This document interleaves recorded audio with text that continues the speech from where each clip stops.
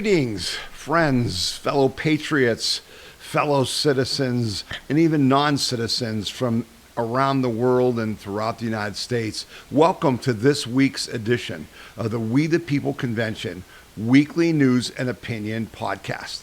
My name is Tom Zawistowski. I'm the host of this podcast. I'm also the president and founder of the We the People Convention. And we are so thankful to the generous donors to the We the People Convention who make this podcast and our wonderful website, our text messages, our emails, all of our social media, all of that possible, and our, the money that we give to other groups like Project Veritas and Keith who's doing great investigations, and True the Vote and PragerU and all the rest that we the people support, and through your donations we help them achieve their goals. So welcome to everyone on this rather cold winter day in Northeast Ohio on January 17th already. Wow, right? You're waiting for the new year and January's halfway through and the news cycle just keeps going like we've never seen in our lives. It's just absolutely amazing, all the things that are happening that you need to know about. So for those of you who are new to this podcast, what we do here is this show is intended to give you a weekly recap of the news that happened this week that affects your individual freedom, liberty, and prosperity, and mine and our individual freedom, liberty, and prosperity. And then we'll talk about actions that you can take in your personal life to protect those things, to help restore America, to bring back the rule of law, and to end the corruption and all the things that interfere with our having freedom and liberty and prosperity. So that's why you're here. And we've got, a lot to talk about. Last week we had a lot of questions. We've gotten a few answers this week, but we're going to dig into it because we're at a really important point in time. And I just can't emphasize that enough. If you think this is just the normal times, this is like the Civil War era. Very similar with what's going on in Minnesota and the Democrats basically who hate America, right? I mean, what was the Civil War about? Well, we want to keep slavery and you've just abolished it, and so we're going to secede from the Union. Well, what is the Marxist left about? We want illegal immigration so we can cheat in the voting and we can steal your money and we can help destroy America. And you voted to deport these illegal immigrants. You voted to defund our Marxist efforts to destroy the United States, to get rid of DEI and trans and all the stuff they did to us medically with COVID. You voted against that. So we are going to fight you. The state of Minnesota is at war with the United States of America. Well, yeah, that's called civil war. We're in a civil war, and it's not a cold civil war. It's a hot civil war. People are dying, okay? Charlie Kirk died. That woman, a protester in Minneapolis, she died. More people are going to die. But we must win this fight. We will win this fight. And you have to help the president and our movement by controlling the narrative, by speaking the truth, by exposing the lies. And this podcast is intended to give you the truth, to cut through the garbage, the lies, the propaganda, so you know what you're talking about, but then you've got to talk about it. That's your job. You've got to help control the messaging.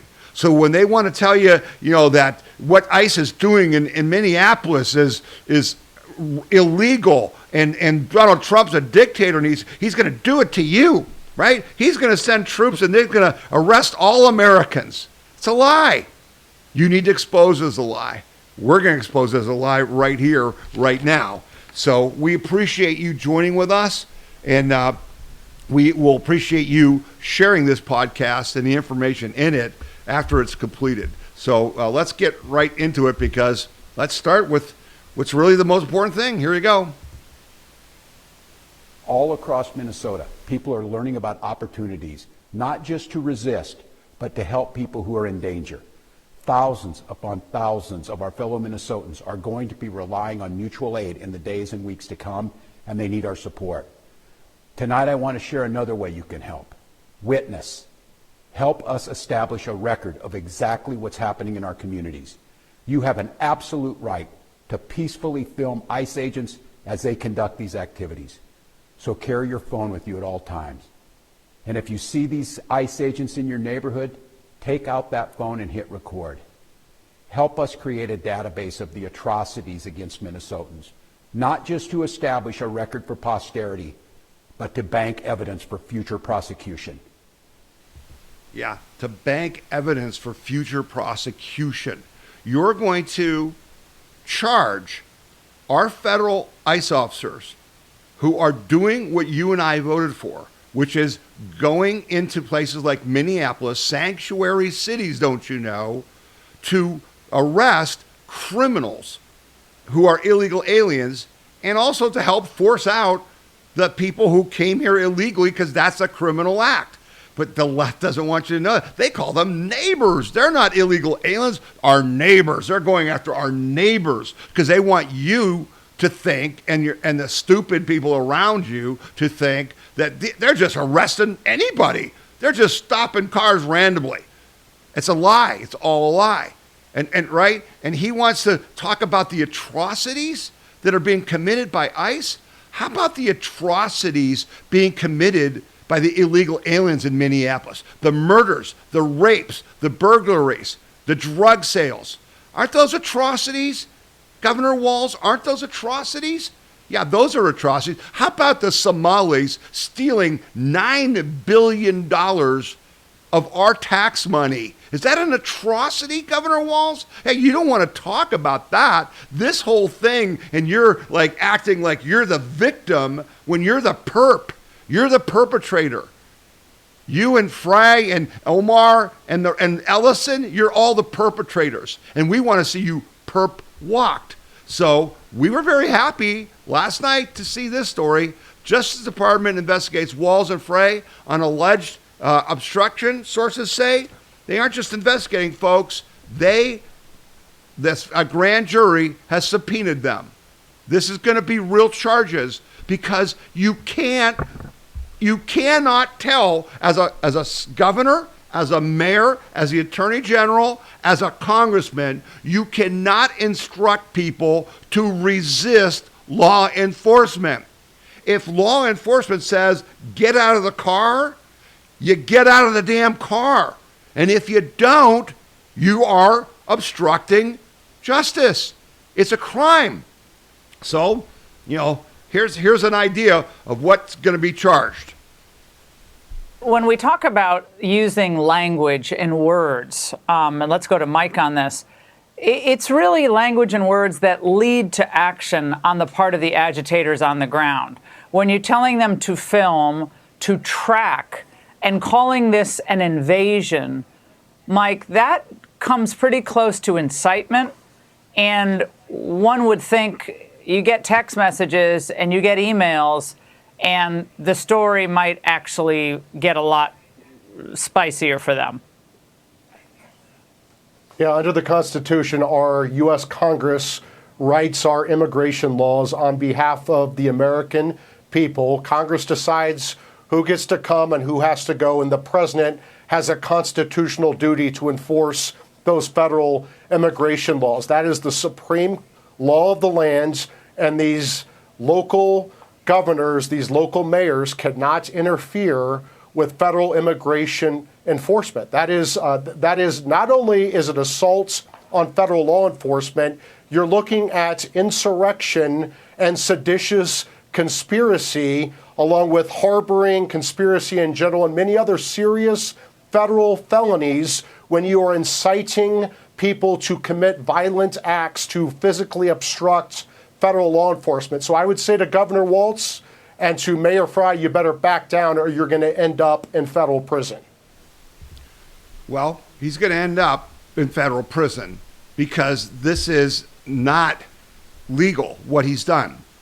And we, the people who elected Donald Trump and demanded that we expel these 20 million illegals that the left intentionally brought into our country to destabilize us. And again, we always bring receipts. You'll see that later in the program, okay? That this cannot stand. And we have been demanding that President Trump act and that the DOJ act because we know the law. It's absolutely irresponsible for an elected official in a crisis, like when someone's been shot and killed, to throw gasoline on the fire. It's just irresponsible, and it's also illegal when you're actually inhibiting what federal officers are legally doing. All right? So this is just all smoke and mirrors on the left. Oh, if you will just leave, all this will stop. How about if you just stop having your lunatic Antifa members interfere with what the ICE are doing? How about if you have your local police turn over the criminals that are in your jails so ICE doesn't have to go into neighborhoods and hunt them down? How about that? Well, that's unacceptable because those illegals are here because they elected Walz and Frey. Those people weren't elected legally. The illegals voted. We're seeing evidence of that all over, right? We talked about OMG, Keith O'Keefe's, O'Keefe's group investigating in New York City. They had a video just out where a guy is literally talking to illegals and registering them to vote and getting the vote for Mandami. It's not our imagination. That's why they were brought here. That's what the real fight is about. Not just, the illegals stealing our money. Yeah, that's bad enough. They're stealing our country. They're stealing our elections. These people are illegitimate. Walz is illegitimate. The governor of Maine is illegitimate. She's committed election fraud using illegals and mostly Somalis. We'll talk about that next. So what is happening now? Trump threatens to invoke Insurrection Act to end anti-ICE protests in Minnesota. Yeah, no kidding. It's insurrection. President Donald Trump has threatened to use the Insurrection Act in Minnesota following an attack on immigration and customs enforcement agents in the state. If the corrupt politicians in Minnesota don't obey the law and stop the professional agitators and insurrectionists from attacking the patriots of ICE, who are only trying to do their job, I will institute the Insurrection Act, which many presidents have done before me, and quickly put an end to the travesty that is taking place in that once great state. The law allows President Trump to deploy troops to counter an insurrection or armed rebellion. It serves as an exception to the Complexities Act, which prevents the use of military for civilian law enforcement. Okay, so here's the bottom line, folks. We want Trump to enforce the Insurrection Act. We want them to arrest Walz and Frey. Now, Walz wants to be a martyr. Let's make him a martyr. We want him to be a martyr. Go ahead. We want you to be a symbol of the corruption and what's wrong. We want you to be the poster child for the Marxist revolution that's trying to overturn our nation. Okay? Not to mention the Somali fraud, which I think he's going to end up resigning as governor because they've got the goods on him in the Somali fraud case where, he literally was interfering, with people who were reporting the fraud, and Walz was taking action to shut them up. All right. Congress is all over this. All right. But here's what happens. If Trump declares the Insurrection Act, he sends, whether it's the 101st Airborne, I don't know which military units he sends, you literally shut down the city. It's a curfew. No one's allowed in the streets. No one's allowed to do anything. And again, it's federal law now. So even if you violate that, they can arrest you just for violating that. And then they go and they start rounding up all the Somalis who are not here legally, and they start arresting all the other illegals and all the gangbangers, and they deport them all. And guess what happens? Minneapolis becomes safe again, and guess what? The left's, their street army is gone. They're done. We want to see that. I hope you'll go to whitehouse.gov/contacts and tell President Trump, please invoke the Insurrection Act. Now, there's people saying, oh, it's too soon. No. Attack the enemy where they stand, okay? Don't give them an inch. They're on the ropes. Go after them. They've given you all the evidence you need, not just to charge them, criminally, right, for the ones who are attacking ISIS, breaking into cars, all that stuff. No, not just that. Not just to prosecute them for the Somali fraud, but to basically shut them down because they're committing insurrection against our nation, which started with Obama. That's what 2020 was about, kids. So we want to see action. And I will note to you, by the way, where Walz is calling for all this resistance, and our police, their police are not helping ICE, right? Yeah, the police chief said 24 of the Minneapolis Police Department staff have quit, and 18 of them are now working for ICE. That tells you where they're at, okay? So here's the most important thing. And again, for those of you who are new to this podcast, you've got to understand that this is not real. This is all AstroTurf. These are paid protesters. We're going to give you all the evidence of that you want, okay? And this is international.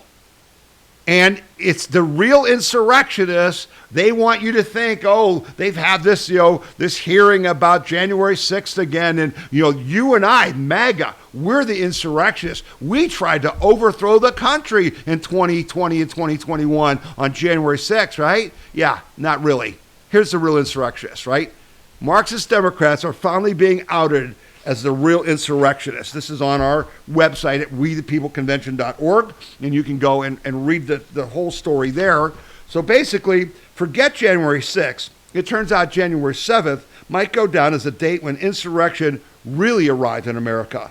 Not from the MAGA right, but from the anti-Trump left.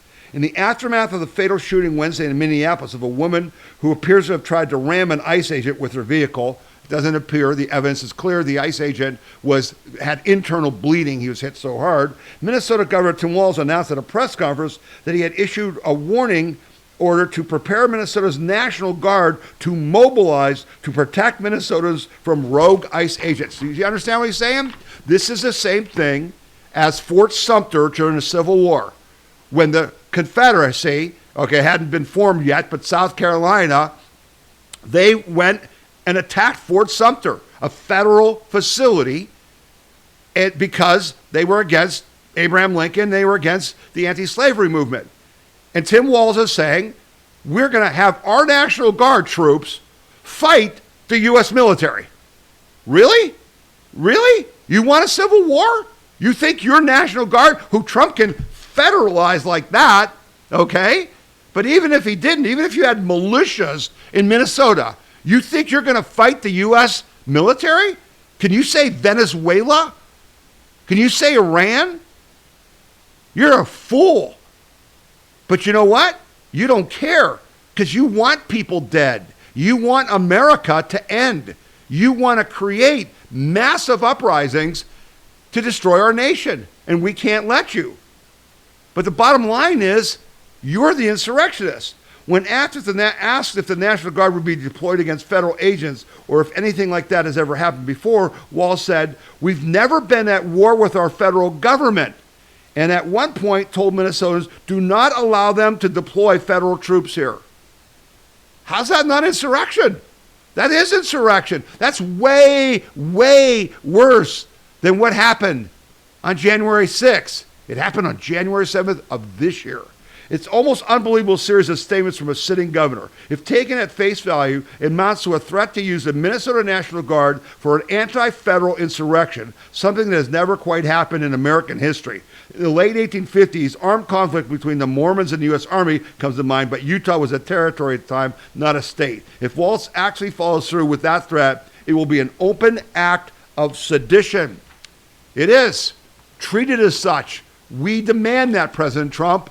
We demand that you do not give them any quarter at all, okay?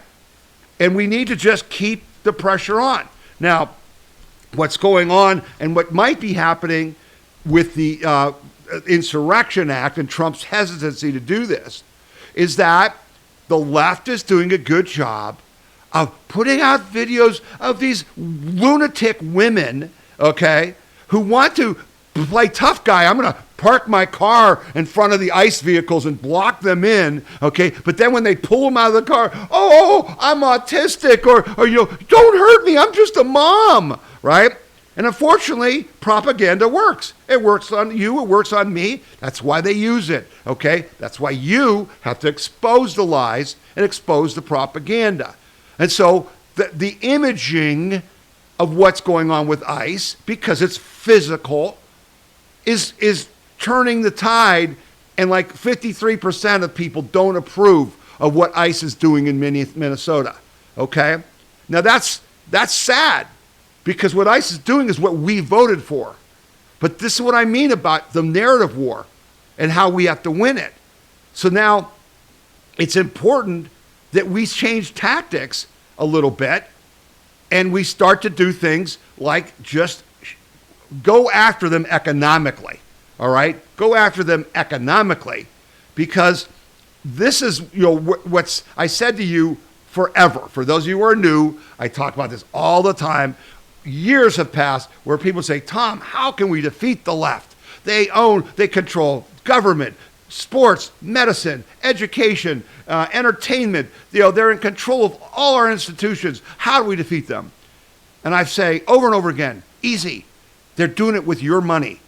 They're stealing our money to fund their efforts. Their AstroTurf, okay? Their illegal voting operations are funded with our dollars stolen through these NGOs, which Trump is shutting off through USAID and all that, okay? You shut off their money. That's how you defeat them. That's why they're in the streets, because they know they're almost done. They're desperate. They don't have anything but fighting to do. That's what happens when you don't have an argument and you don't have money. You have to fight. So what is Trump doing? Very important. Finally, Trump acts to cut all federal funds to illegal immigrant sanctuary cities. Okay, illegal sanctuary cities. President Donald Trump on Tuesday said that the federal government will suspend payments to so-called sanctuary cities that defy federal immigration enforcement. Starting February 1st, we're not making any payments to sanctuary cities, Trump said during a speech in Detroit, referencing jurisdictions whose policies prohibit local authorities from cooperating with federal immigration agents. Trump said that such cities do everything possible to protect criminals, they do, at the expense of American citizens. Absolutely right. The evidence is overwhelming. Ilhan Omar says, oh, they're not arresting illegals, and then they put out a huge sheet, pages long, of rapists, murderers, drug sellers, gang members that were preying on the people of Minnesota, okay? And it breeds fraud and crime and all their problems that come. So we're not making any payments to anybody that supports sanctuary cities. My only question was, why the hell did it take this long? Why did it take that long? The sanctuary city movement is 20 years old or 25 years old or something like that. They never should have been given an inch. The first people who said we're a sanctuary city, if you were a city council in San Francisco or a mayor, in New York, or someone who said we're a sanctuary city, we house illegals and we'll protect their identities, they should have been arrested. They broke federal law. They were interfering with the actual enforcement of our immigration laws. Okay? So this is the right step, Mr. President Trump. We cut off the money to sanctuary cities. They can't, folks, you name a blue city, they live off of your or my tax dollars. Okay? They're a mess. California's a mess. The millions of dollars they're giving to homeless people, quote unquote, $170,000 per homeless person per year they're spending of our money to not fix the homeless problem. It's just a total ripoff, okay? But we've got to go further. Now, President Trump, they've already said, we're taking illegals off of food stamps. We're cutting any kind of Medicaid. We're canceled the fake Social Security numbers that the Biden administration put forward, right? He's taking economic steps. Here's the one we haven't taken that we have to take. E-Verify. It's the companies, the employers that hire these illegals that have to be shut down. If you take away the money, they will deport themselves. They're here for the money. They're only here to steal our money. Now, the left is using them not just to steal our money, that's the carrot, right? But to get them to also vote illegally, all right, and support the Marxist overthrow of our country. That's the other side of it. But from the illegal standpoint, they're just here for the money. That's why they wave Mexican flags in California and say, oh yeah, we're Mexicans. Then get the hell out and go back to Mexico. Okay? So we have to continue to deny them the money, which is a lot easier than what we're doing with ICE. So we hope to see more of that. And you know, if we do that, I think it will really happen. The other thing is, you know, we're making inroads. I've said to you that the left is getting out these videos and they're making people feel sorry for the protesters when they have no right to. The protesters are in the wrong 1,000%. You know, it's just wrong. And so, but this, we're making inroads. And this is with CBS. And I wanted to highlight this because we always trash the networks, okay? But we don't really mark enough that they're changing. And this is an important change that I wanted to just highlight for a second. More, please. Barry Weiss effects seen in key changes to CBS News piece on Minneapolis ICE incident. Okay? So what is this about? It's a very simple but important thing. One of the most maddening things about the mainstream media is their deliberate word choices in describing people or things that have happened or allegedly happened with the goal of crafting a specific narrative, and usually one that lines up with left-wing talking points on any given issue. It lines up with lies. It's lies. They use words, you know, about events that lie to you, to tell you that what you're seeing isn't what you're seeing. We saw it, for instance, in many of the stories about an illegal immigrant and suspected MS-13 gang member and accused domestic abuser, Kilar Umbrego Garcia, whom the press often sympathetically referred to as a Maryland father.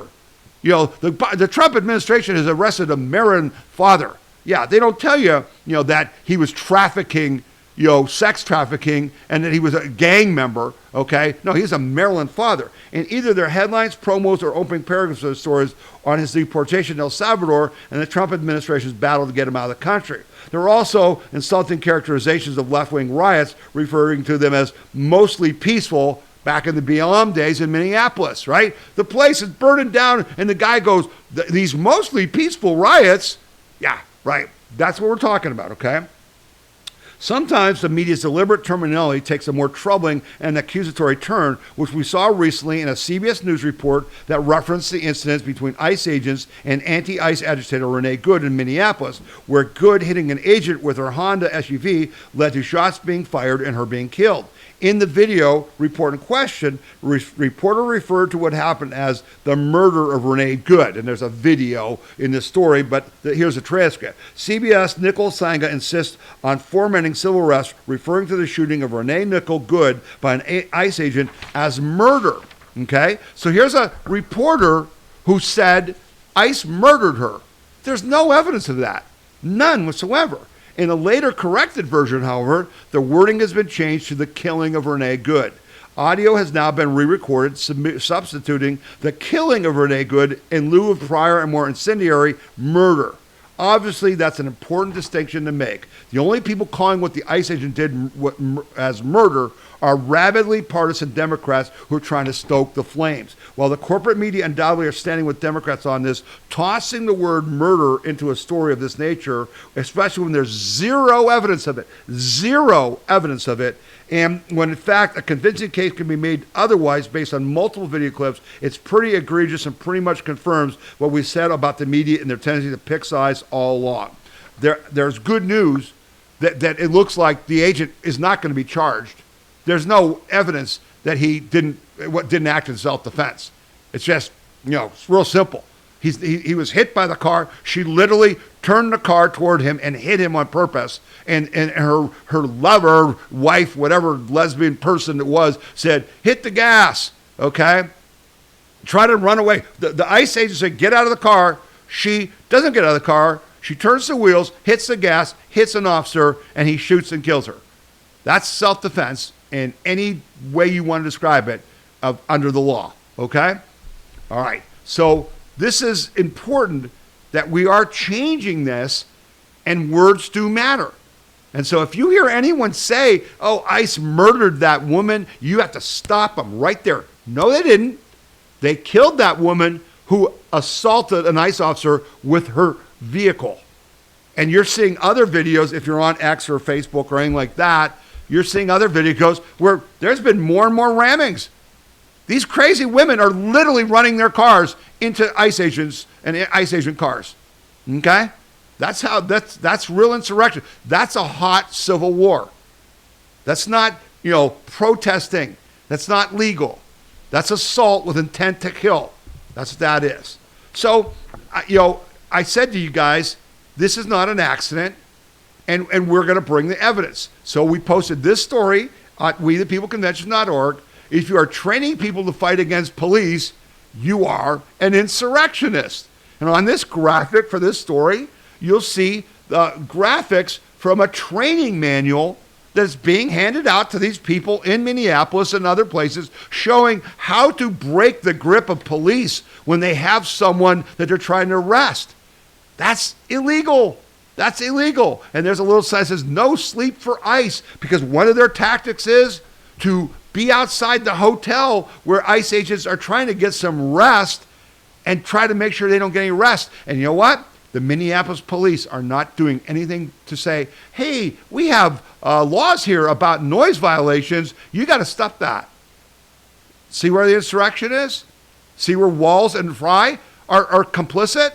Okay, but let me just give you a little bit of this. You got to go read this at WeThePeopleConvention.org because it's very in detail. It literally names who's funding this.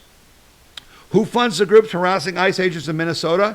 The left's premier foundations and dark money networks have given millions, records show. When the Trump administration sent some 2,000 immigration agents to the Twin City area, they were met by activists who trailed their movement and harassed them outside their hotels. The activists are members of radical groups that together have received millions of dollars from the left's premier foundation and dark money networks, including George Soros' Open Society Foundation, the Ford Foundation, the Tides Foundation, and the 1630 Fund, the Washington Free Beacon Review found. At the center of the unrest is the Sunrise Movement, a left-wing group founded to fight climate change that has since just directed its local chapters to fight the Trump administration. Do you understand what that means? That means insurrection. That means sedition. That's the Civil War. We're going to fight the federal government. For Sunrise Twin Cities, that means tormenting ICE agents on the ground. The group holds in-person action trainings on how to stop ICE and build a revolution. A revolution. Not a peaceful protest. Not defend the law. Not defend the the U.S. Constitution. No, it says to build a revolution. That's sedition.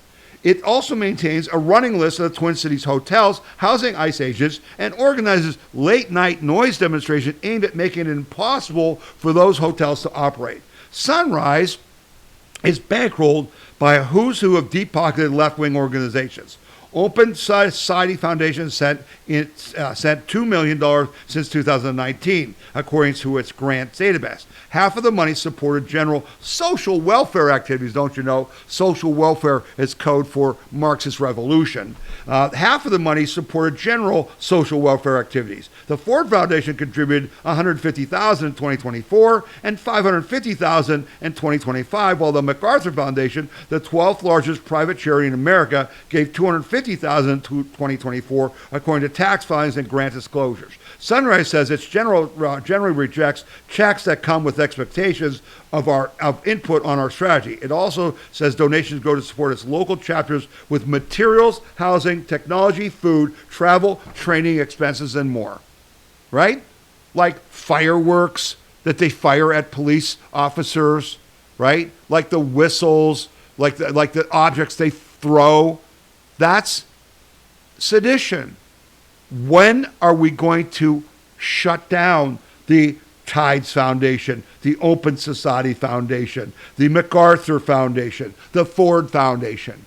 When are we going to shut them down? It is against the law to fund criminal activities. There it is.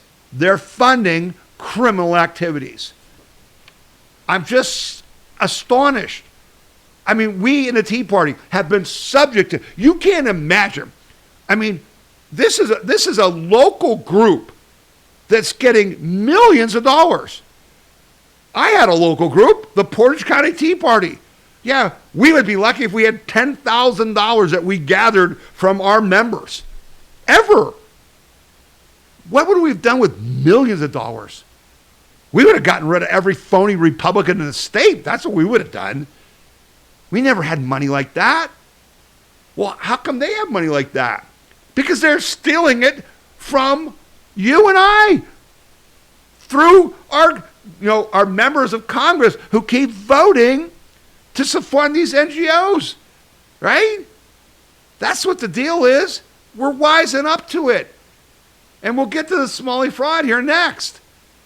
But understand, until we go and take out, it's like fighting World War II and having Germany and Japan have operations inside the United States. That's how stupid this is. And I'm quite frankly sick of it.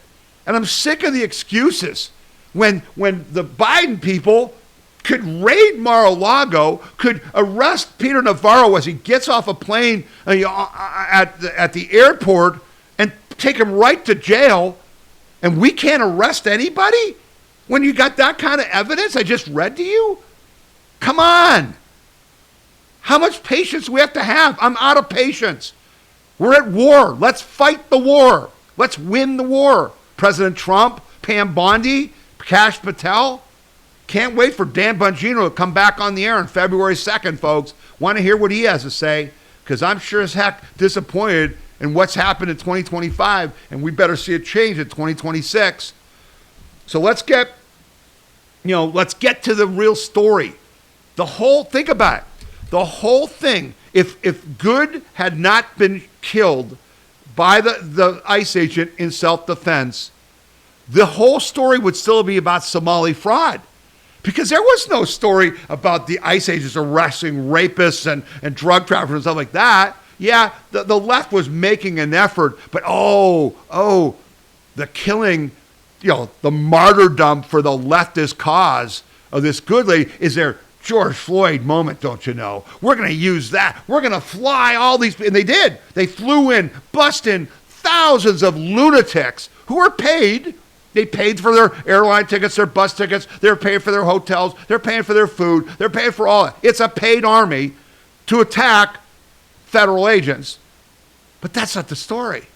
The story is that Tim Walz and Frey and Omar and Ellison, the Attorney General, they've all taken illegal campaign contributions from groups that have stolen our tax dollars in the Somali community and recycled it to them.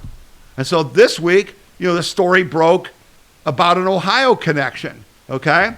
Millions in stolen U.S. tax dollars transferred from Ohio to Minnesota. This is the real story, folks. This is what they're trying to cover up. It's why they're doing what they're doing, okay? And Somali suitcase stash. Feds say, this was broken by Just the News, Somali suitcase stash. Feds say $130 million moved from Ohio airport to Minnesota on its way overseas. Officials just told Just the News that Transportation Security Administration agents tracked and flagged about $136 million in cash in suitcases in outbound luggage as passengers checkpoints at John Glenn Columbus, Ohio International Airport since November 2023 were transported to Minneapolis airports. The cash moves were made by U.S. citizens of Somali origin because the second biggest population of Somalis is here in Columbus area in the country. So they're stealing money from daycares and things here, the same scam, okay, transporting it to Minneapolis.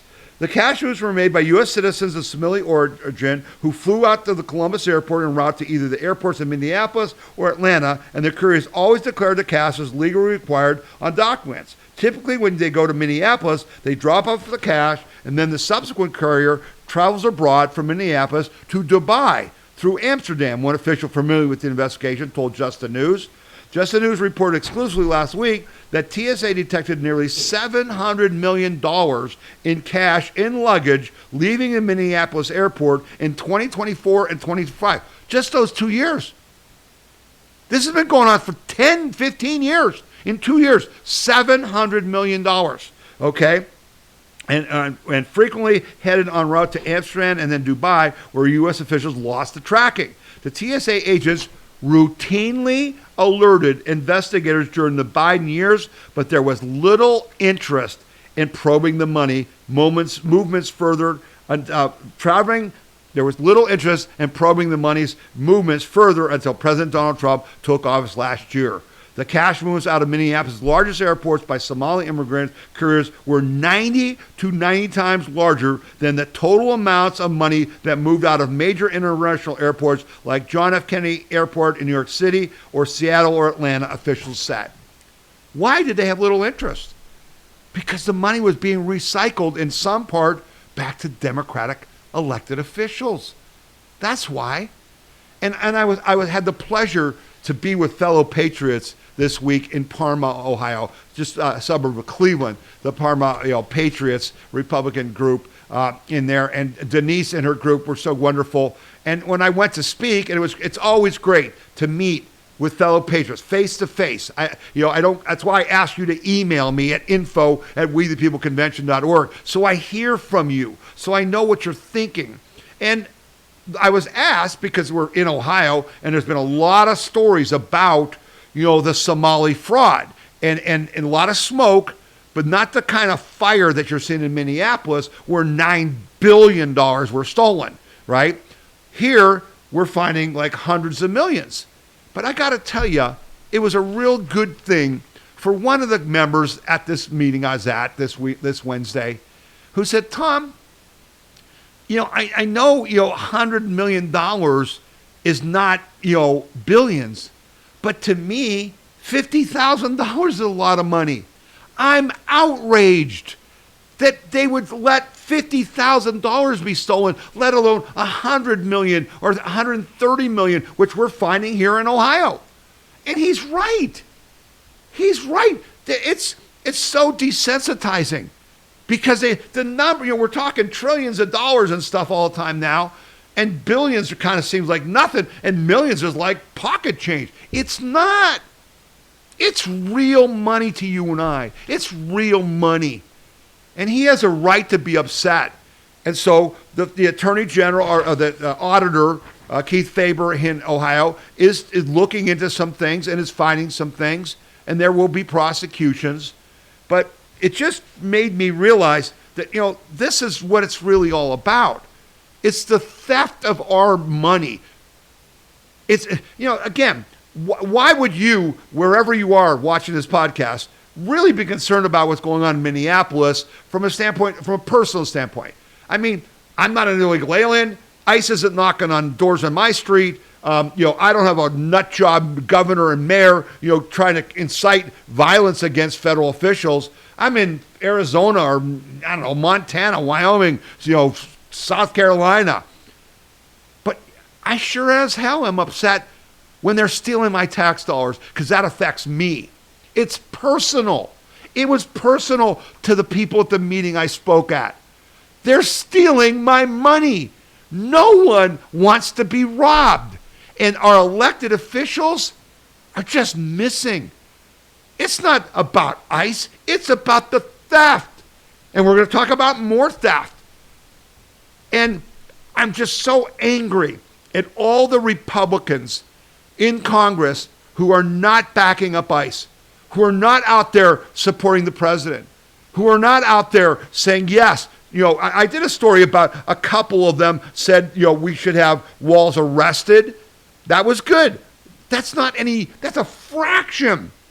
That's 3 out of 100 and some Republicans. They're just cowards. And I think, quite honestly, they know they're guilty too. They're complicit. They voted for all of this. All this fraud that's been going on for decades, they knew it was going on. They knew it going on. It's pay to play, baby.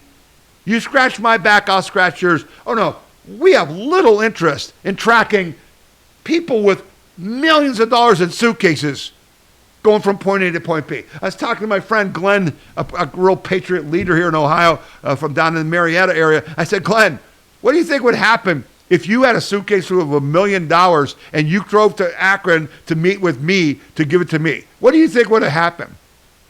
Yeah, they would have stopped his car with Black Hawk helicopters. They would have arrested him. They would have arrested me in a minute in the Biden administration. How come that's not happening? Right? That's the real question.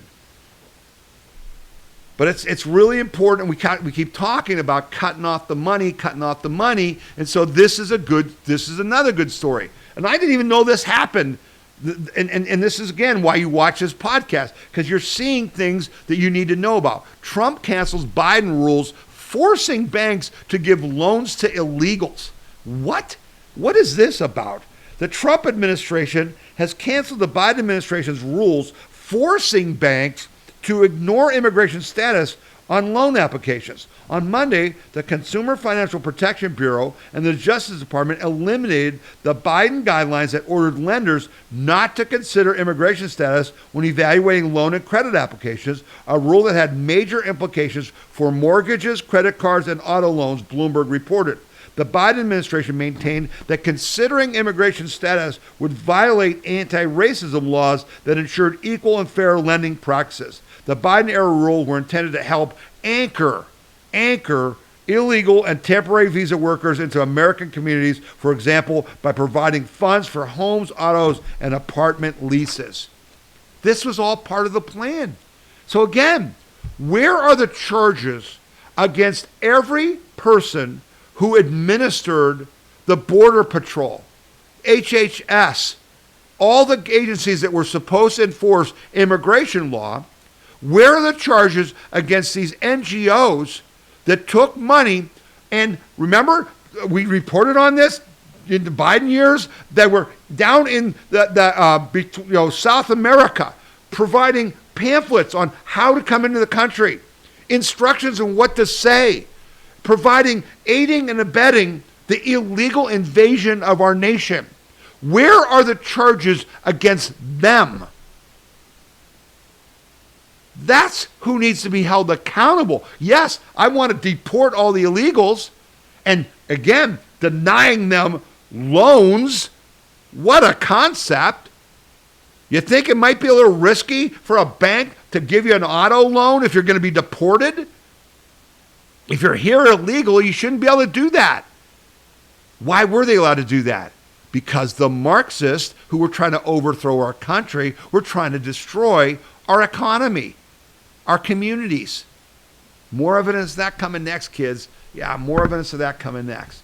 So here's the reality. I keep telling you guys this, and it's hard to understand how this all fits together, all right? But here's the evidence. The Somali theft of your tax dollars is an international operation, and here's proof. From Maine to Minnesota to Somalia, and that Somalia is misspelled there in that AI image, okay? This article you need to read, because I've been telling you all along that this guy in Maine has been doing a great job of exposing what really is going on, all right? He's nailed it. Independent journalists revealed shocking similarities between Medicaid fraud in Minnesota and Maine. Now remember, in Minnesota, it was about child care and adult care that were phony agencies. That's happening here in Ohio. But there's Medicaid and Medicare fraud, okay? Minnesota and Maine are two different states, but have a lot in common when it comes to Medicare fraud. Steve Robinson, an independent journalist and editor-in-chief of the Maine Wire. This guy is a real hero. He's not getting anywhere near the coverage he should get. He's starting to, has been sounding the alarm and pointed out some of the incredible similarities with Liz Collin on her podcast. So there's a 10-minute video on this page that really is insightful. 10-minute video that you should watch. Robbins and Collins appeared together on Tucker Carlson's show to talk about fraud in their respective states. The similarities can't be ignored, but the mainstream media appears to be doing just that, according to Robinson. I find the similarities remarkable. I think Minnesota expanded their Medicaid program under the Affordable Care Act earlier than Maine did. The programs are a little bit different, but the way that the programs are being systemically exploited by very committed groups of actors who appear to have connections to foreign countries, or at least foreign political factions, is eerily similar. In highlighting one of the connections between Minnesota and Maine, Robinson said, "We find time and time again organizations that have suspicious billing patterns within the Maine Care program, that when we find clusters of these, for example, home care LLCs, that's what we're hearing about in Ohio and Minnesota, at a given address, and we go knock on the door, nobody's home." Well, we look into those businesses and the owners, and we find that they've also got LLCs in Minnesota, and we've also got properties in Minnesota. So literally the same company has an LLC and a phony business in Maine. The same people have that in Minnesota. And we're seeing that here in Ohio. It's a criminal syndicate, right? It's not like some Somalis just acting out on their own. And it gets worse. It's not just a U.S. criminal syndicate, it's international. Given these similarities, Robbins spoke about what seems to be the bigger picture. We find these connections all the time, and it leads me to believe that we're not dealing with, as the national media has suggested, separate and discrete scandal under Governor Tim Walz and a separate and discrete scandal in Maine under Governor Janet Mills. These are really the same thing. It's one organization that I believe is backed by nation-state level actors. I think the government of Somalia is backing this as a nation-building project to increase the flow of remittance money into the country. It's literally a foreign country figuring out how to send their people to America to steal our money. How is that any different from the millions of Mexicans who are here? And we talked about, it's like $65 billion are sent by Mexicans in the U.S. to Mexico, and it's like the second biggest inflow in the Mexican government's coffers. It's an industry. They're not here to be Americans. They're here to steal our money. Now, granted, those Mexicans historically came to work on farms, okay, and quote unquote pick crops and work in other jobs that quote unquote Americans won't do.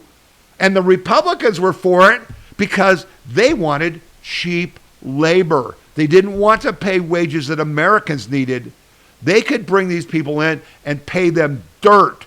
And that's what's happened with the Somalis and all that stuff. So that was wrong on its face. And then the Democrats wanted them in to steal votes. Okay? So that's why we've had illegal immigration. That's why they hate Trump. That's why they did Russia, Russia, Russia. That's why they stole the 2020 election. And that's why they tried to assassinate President Trump before we reelected him. Okay? That's why they're doing this. That's why they're having the insurrection.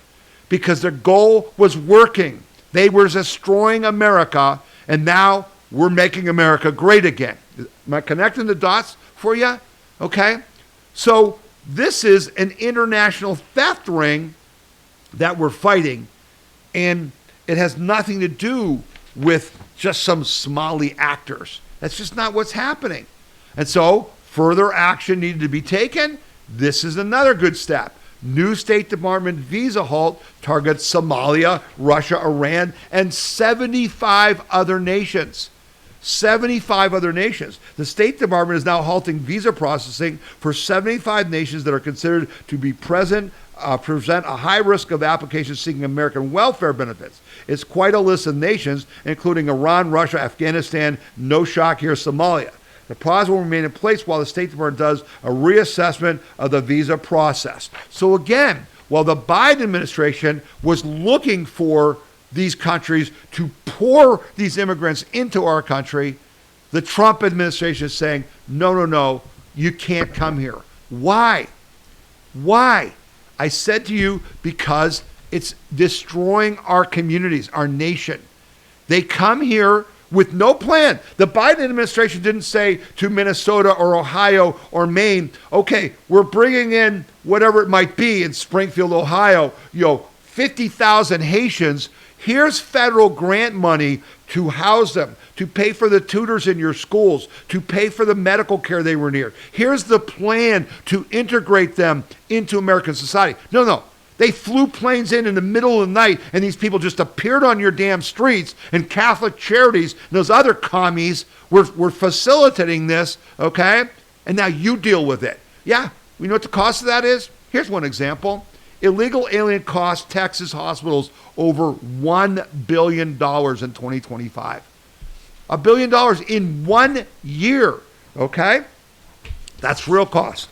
Texas hospitals incurred more than $1 billion healthcare costs for patients not lawfully present in the United States during the fiscal year 2025, according to new data obtained from the Texas Health and Human Services Commission. The figures were collected under executive order issued by Governor Greg Abbott in August 2024, which requires hospitals to report the cost of inpatient and emergency care provided to individuals in the country illegally.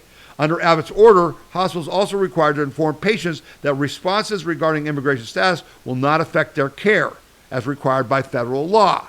See, that's what has to change. That's what has to change. Statewide totals show 313,742 hospital visits from patients not legally present in the United States, costing hospitals $1.5 billion during the reported period. Okay? That's money that the Texas, although the hospitals are required under federal law to deliver the care, unpaid medical costs are ultimately passed along to Texas. Taxpayers absorb the burden through higher insurance rates, public hospital funding, and state health programs. You paid for that. You didn't ask for that. No one asked you if you would pay for that. The federal government, the Marxist communists in the Biden administration, inflicted that on you. Okay? They inflicted that on you. Here's another one, okay? You'll love this. Medicaid report. Medicaid paid out $400 million to dead recipients in just 1 year. So this is all of government fraud. This is what I'm saying to you. All the Republicans, all the Democrats, for your entire lifetime, have been taxing us to death and then overspending. Not even just spending what they steal from us, extort from us through, taxation, but then they give it to their cronies. They don't watch it. They had no interest, like the suitcases of money, no interest in trying to figure out what's going on here. Yeah, but they didn't care about any of it, whether it's Medicaid, SNAP, welfare, any kind of social program. Social program was just code for money we can steal that you won't question because you're a racist bigot, you hate poor people, whatever the frickin' excuse is to not do your damn job. So this story, I'll just go quickly. The ongoing scandal regarding Minnesota's welfare industrial complex demonstrates the extent in which government-created graft was hidden in front of the nation's noses for just years, not just years, but decades. Another report released just before Christmas illustrates the depth of those fraudulent payments. Late last summer, I wrote here about a report by Louisiana's legislative auditor highlighting nearly $10 million in Medicaid payments that state made on behalf of deceased beneficiaries between February 2019 and last March. Perhaps unsurprisingly, the most recent report shows that this type of government waste and abuse, or depending on one's perspective, fraud by insurance companies who receive payments for covering dead people, occurs with regularity nationwide. The report came from the Department of Health and Human Services Inspector General and covered payments made to Medicaid managed care organizations from July 21st through June 22nd, June 2022. So from July 2021 through June 22, the report says that Medicaid paid $400 million to dead people. And that's okay. They only recovered. We found that Medicaid agencies were unallowable payments after an enrollee's death for 99 of the 100 sample payments. However, for 50 of those payments, we found that Medicare agency recovered the overpayment, but didn't recover the other 50. Out of 100, they never recovered the money that was paid for dead people. That's why we're in the trouble we're in. That's what has to stop. we are being ripped off. It's just obvious now to all of us. And the Somali fraud served a very important purpose. It opened our eyes. It made the average American go, what the hell? Because it's been hidden, intentionally hidden. And our legislators, the people we've elected, they're responsible. It's their job. They've done nothing. And how much are they cutting? It's the current budget negotiation. How much are they cutting? Nothing. Nothing. They never cut it. Oh, there's, well, wait a minute. We're hearing about $9 billion here in Minnesota, $400 million here. Why aren't you cutting these programs? Because politically they benefit from it. That's why. It's a disgrace. And it's really sad this has happened to us. So I hope those stories help put things in perspective about how this is all coordinated. And the real story is the fraud, not what ICE is doing. But that's the insurrection. That's the civil war that we got to fight and win. You've got to act. I'm asking you, have you written to President Trump and encouraged him to invoke the Insurrection Act? Have you called your senators and congressmen and said, why aren't you speaking up and defending ICE? We want this. You need them to know you want this. You want every level, the economic sanctions against illegals and the ICE enforcement. We voted for all of it. We didn't just vote to shut the border. We need to get these 20 million people out of our country because they're sucking us dry. They're making our housing costs higher, our food costs higher, our medical costs higher. You want to fight inflation? Yeah. Deport 20 million illegals who aren't contributing, they're taking, and oh, by the way, they're going to be used to steal the 2026 election. That's another good reason for you to call your congressman this week, your senator this week, your state house and senate and governor, and say, what are you doing to get these people out of our state? It's not just Donald Trump's job. This is federal law. What are you, governor, doing in our state to help ICE get these people out? Good question, huh? Your job is to ask that question. Our job is to ask that question so that they can't hide from us anymore. Now you're informed. You have a responsibility to act. Okay? All right. I've been going pretty hot and heavy here. We're going to take a little break, for a couple announcements. And you've been listening to the We the People Convention News and Opinion Weekly podcast. My name is Tom Zawistowski, and we'll be back after these announcements. When you're playing a video, including our podcast, you'll see this little cloud button. And if you click it, it'll actually download the video to your hard disk. And this works on our podcast page as well. If you're playing our podcast, and it's going to be loud, so I won't play it for much, but there's our podcast playing, and you can see this little, download button. Okay. The other thing you got to notice on our podcast page is that there's a link here where you can send me a message about this podcast. Hey, it was great. Hey, I didn't like it. What, something was wrong, or here's a correction, that kind of thing. You can use that link. And then these are the stories that I covered in this particular podcast. And you'll see there's links that go to the stories, to the articles that I used in reporting on that. So you can click on that.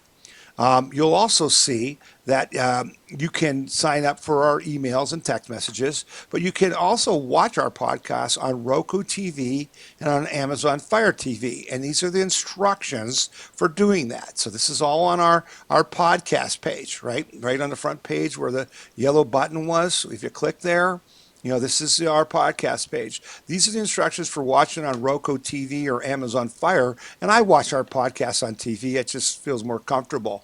So you can do that. We're also on Rumble. If you go to Rumble, you should join Rumble. And it's Tom Z at WTPC. You'll see our podcast there.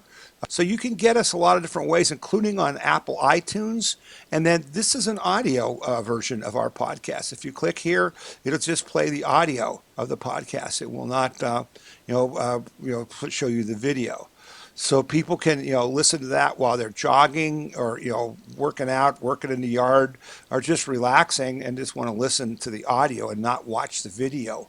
And again, this is available on phone, on your iPad, on your laptop, on your computer, any way you want. And you can share this whatever you see. If you're on a page that you really like, and you see an article that you think, geez, I've got to share this article, with someone in my family. You can send them an email by clicking on the little envelope. You can post it on Parler or MeWe. If you click on this, you get all kinds of options, where you can put it on Twitter or Facebook, whatever, which we don't support, but you can do whatever you want. So we ask that you share what you see on our We the People convention site, and that you get more people to look at it, because that's the whole idea here, to help educate people, inform them. And then, as I said before, Link, we're not just about talk, we're about action.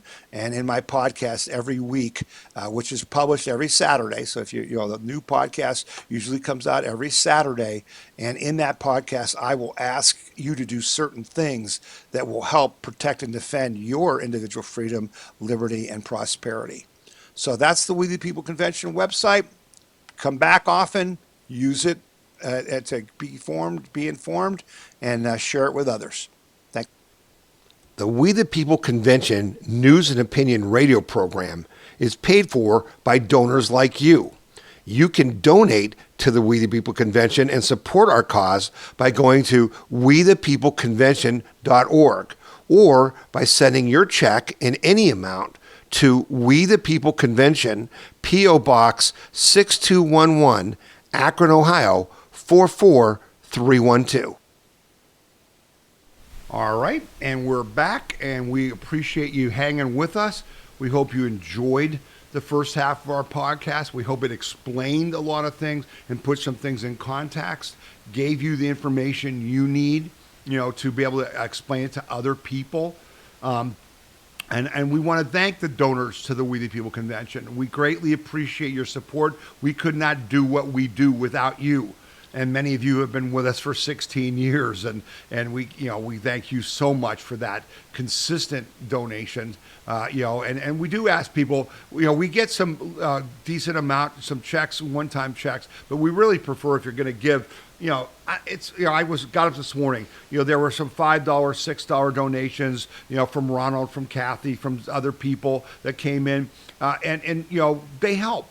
$25, $50, $100 a month is what helps with our cash flow. And boy, this year we're going to need it, because we got a lot of fighting to do. And so whatever resources you can provide, I assure you, we will apply them in a very efficient way to score major victories. So thanks to our donors. I also, want to make a couple corrections. I tell you, we're about the truth, and if we are wrong about something, I will correct it. I will never lie to you intentionally, and if I say something that's wrong, I will correct it. So two of you pointed out some things that I said wrong last week.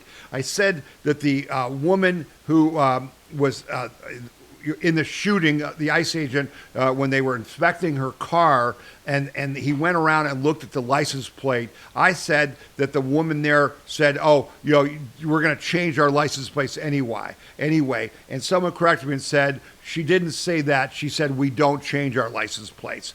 And so that was my mistake. I didn't hear that right. The second thing is, I had said something, you guys, about that the Trump administration is allowing ranchers to slaughter their own cattle in order to make more profit, because these 4 major meat processing centers in the United States were ripping the cattle ranchers off, and now it was good that they could do that again. I was wrong on that.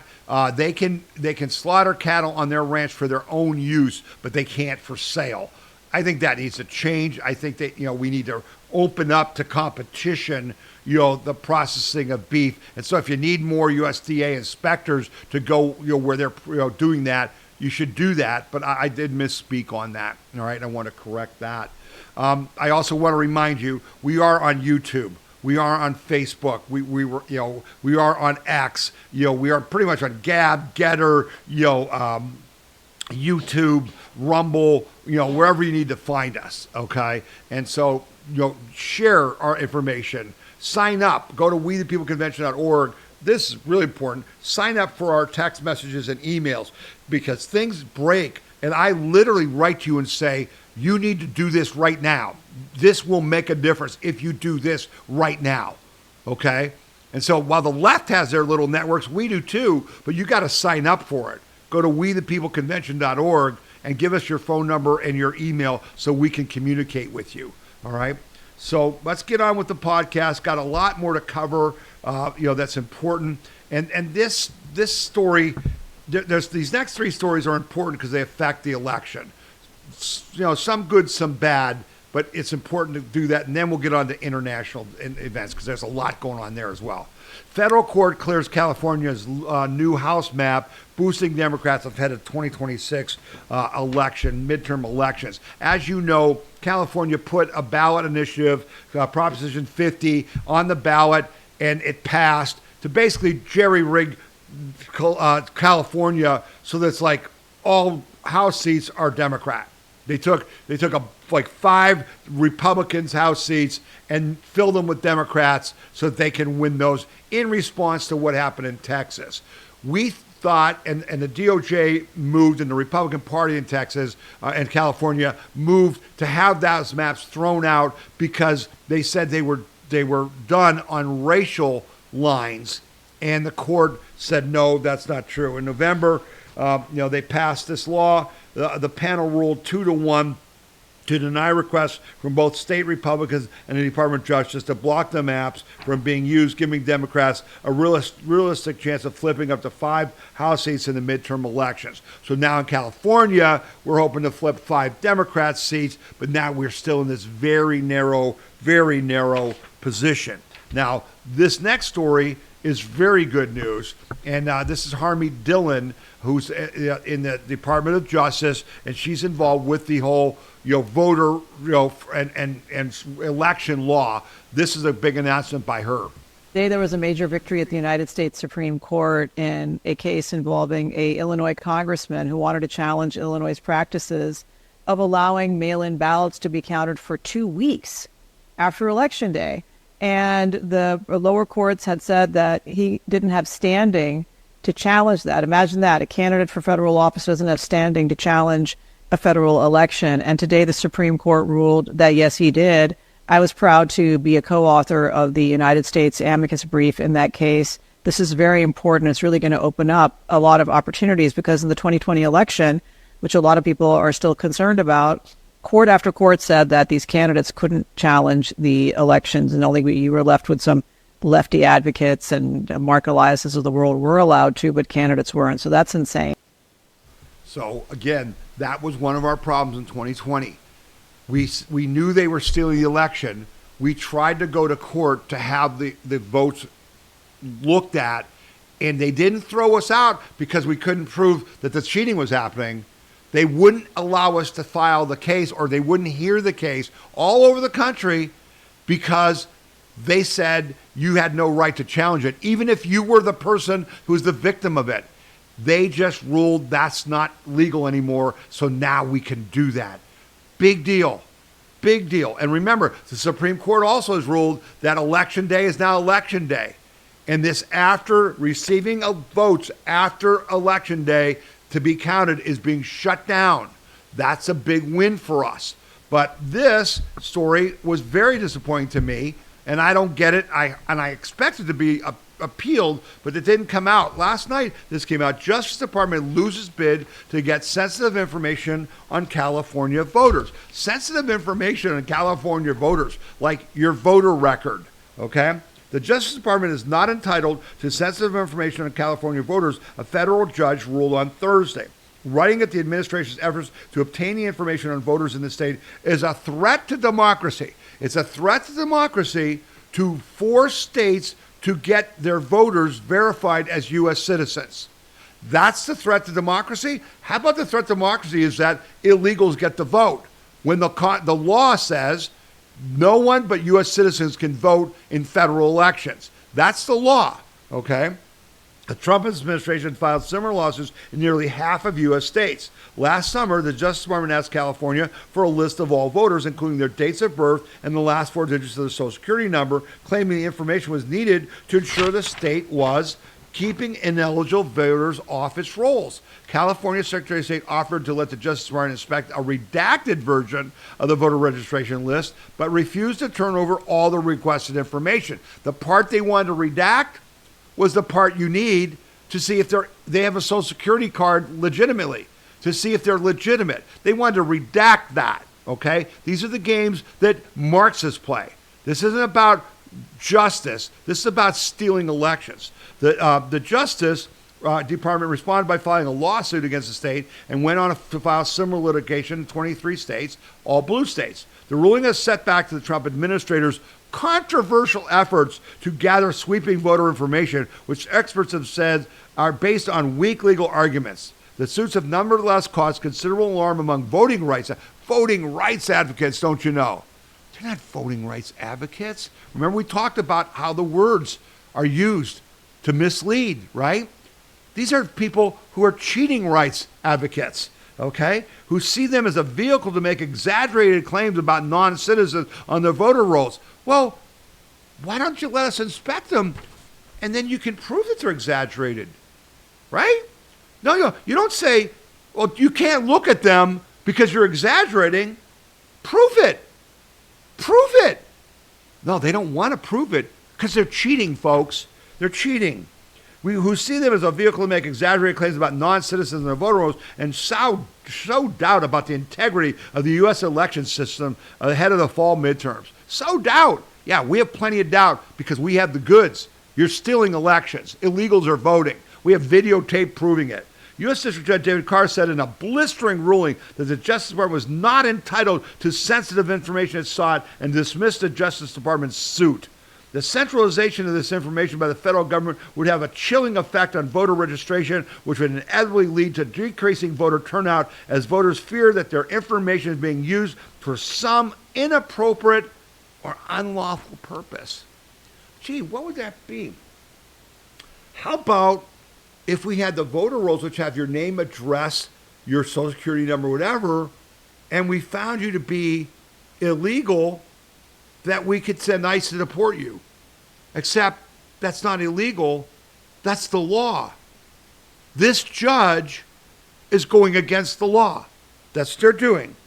A federal judge in Oregon also reported, indicated on Wednesday, that he intends to block a similar request for voter information there. Okay?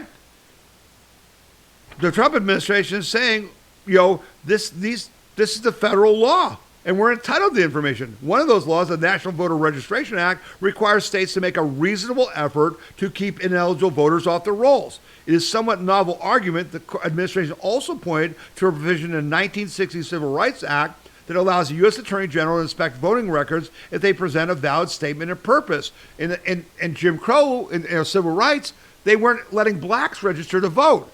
And so the U.S. Attorney General said, we want to see the voter rolls to see that you're letting blacks register to vote.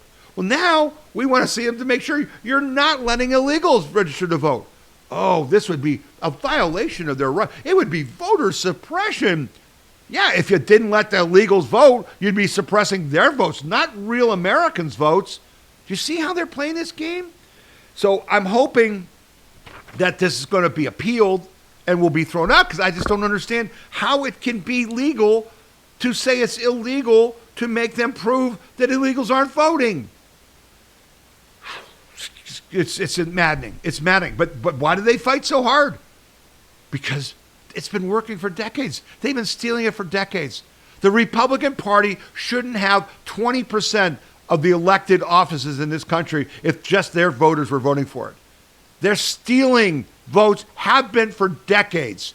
Barack Obama was illegitimate. They stole the 2020 election. The 2012 election for re-election of Barack Obama was stolen, just like they tried to steal 2016, and they did 2020. The same thing was going on. We just didn't know it.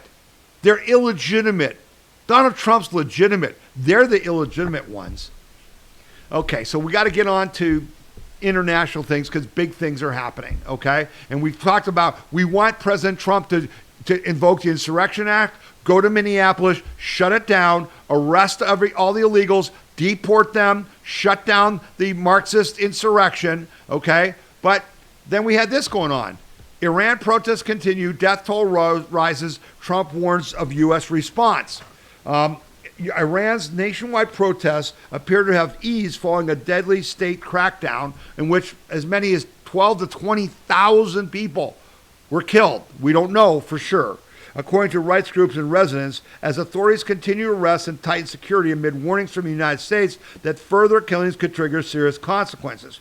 Rights monitors said demonstrations have largely halted since the weekend, with heavy security deployments now dominating cities that previously saw large crowds of protesters. The apparent lull follows repeated threats by U.S. President Donald Trump to take military action in support of protesters as the bloodshed continued. Those fears receded after Trump said Wednesday he had been informed that killings linked to the crackdown were slowing. U.S. allies in the Gulf, now this is the key part, right? Because Trump said, if you start killing your citizens, we're going to take action. And then they said they were going to hang protesters. And that's where Trump said, you do, and I'm coming in. But here's what really happened. U.S. allies in the Gulf, including Saudi Arabia and Qatar, engaged in intensive diplomacy with Washington this week to deter a potential U.S. strike, warning that such action could destabilize the wider region and ultimately harm U.S. interests, according to a Gulf official cited by Reuters. Israel also cautioned against this because they were afraid that they would bear the brunt of retaliation. Okay? So the White House said Thursday that Trump is closely monitoring developments and that he and his team have warned Iran of grave consequences should killing persist. White House spokesman Karen Leavitt added that Trump has been informed that 800 scheduled executions were halted, and said the president was keeping all his options on the table. I'm concerned that we hung these people out to dry. That President Trump said, and then I got lunatic Lindsey Graham and Ted Cruz on national TV saying, looking at his TV and saying, President Trump, kill the Ayatollah, take them out. They're saying that on TV, senators, and they're saying to the Iranian people, keep fighting, we've got your back. Well, they kept fighting. And they got shot in the back. We didn't have their back. I'm concerned. President Trump means what he says. But this was not good enough in my book. You can let me know what you think, okay? info@wethepeopleconvention.org. Write to me. But I thought we should have acted. They might have killed 20,000 people who were doing it because Lindsey Graham and Ted Cruz and President Trump were telling them, we got your back. I don't think letting 20,000 of them die is having their back. You tell me what you think, okay? And then this story just keeps going on, and it's an important story. It's got to be, or Trump would not be so focused on it. Greenland is non-negotiable for U.S. security. NATO becomes more formidable and effective with Greenland in the hands of the United States. Anything less than that is unacceptable. Trump is just saying, we got to have it. And in the polling, 75% of Americans are against this. It makes no sense to us. Here's what he's saying. President Donald Trump argued on Wednesday morning that Greenland is vital for his plans to build a Golden Dome missile defense system to protect the United States as he ramps up his push for the United States to acquire Greenland. Trump also said that NATO could benefit from the United States controlling Greenland, arguing it would keep Russia and China at bay. The president made his early morning comments on Greenland as Vice President J.D. Vance and Secretary of State Marco Rubio prepared to meet with Denmark's and Greenland's foreign ministers at the White House on Wednesday. The United States needs Greenland for the purpose of national security. It is vital for the Golden Dome that we are building. NATO should be leading the way for us to get it. If we don't, Russia or China will take Greenland, and that's not going to happen, Trump wrote. Okay, so they came to this meeting in D.C., and basically they agreed to disagree. They didn't, They didn't say, okay, we'll sell it to you, right? So they're going to keep this up. Then France and Finland and these people, they sent troops to Greenland to basically send a message to Trump, don't you try to militarily take it over, because he kind of hinted that we would. They sent 34 troops. I'm not making that up. How feckless is the EU? How pathetic are they? You sent 34 troops. You embarrassed yourself. It's insane. But our problem is, why is the American people not for it? Why am I not saying, yes, we must have Greenland? Because it's not a foreign, it's not a country that's a threat to us. We can do whatever we want in Greenland. Sign a treaty. Say, hey, we want to drill for these minerals. Sign a contract. We want to put a dome over your country. Okay, sign a contract. Why do we have to spend $700 billion to buy it? The president hasn't made that case to me. If you can make that case, okay. All right, so that's two things now. I said, if you don't agree with me about Iran and us, bombing them, write to me. And now I'm saying, well, how do you feel about Greenland? I mean, I don't get it. It doesn't make sense. Okay, this story is a good story because you got to be able to name your enemies. Okay, and these people have been our enemies forever. Okay. Rubio designates Egyptian, Jordanian, and Lebanese chapters of the Muslim Brotherhood as foreign terrorist organizations. They are foreign terrorist organizations. They have been forever. But we have let them in the United States. Barack Obama loved the Muslim Brotherhood. Oh, because Muslims are a peaceful religion, aren't they? Yeah, you liar. Okay, Secretary of State Marco Rubio has announced the first official set of Muslim Brotherhood chapters that are designated as global terrorist organizations. The first set will not come as a big surprise: Egypt, Jordan, and Lebanon. The Egyptian Muslim Brotherhood was chased out of that country by President Abdel Sisi over a decade ago. The Jordanian chapter is similarly aligned and was previously targeted by King Abdullah. Today, as a first step in support of President Trump's commitment to eliminate the capabilities and operations of Mother Brotherhood chapters that pose a threat to the United States, as described in Executive Order 14362, the United States is opposing terrorist designations against these chapters, and we want them out of the United States. And basically, we want no funding for them. We want to fight them. They are the enemy. So that's a good thing. Okay, that's a good thing.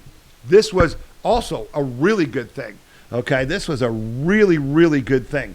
U.S.-Taiwan clinched deal to cut tariffs, boost chips, okay, chip investments with Taiwan. Okay, well, the whole thing is, will China invade Taiwan? And we've talked a lot about that, but they're really important to us, and this deal was a really big and important deal, and in the middle of everything else, it got lost, okay? The U.S. has announced a trade agreement with Taiwan that will slash tariffs on goods from the island to 15% as Washington moves to secure chip supply chains and pushes companies to invest in American manufacturing. President Trump's administration said it would reduce its levies on most goods from Taiwan from 20% to 15% and waive tariffs on generic drugs, aerospace parts, and natural resources unavailable in the U.S. Under the terms of the deal, Taiwanese semiconductor and technology companies would make new direct investments in the U.S. totaling $250 billion to expand its chip, energy, and AI production and innovation capacity.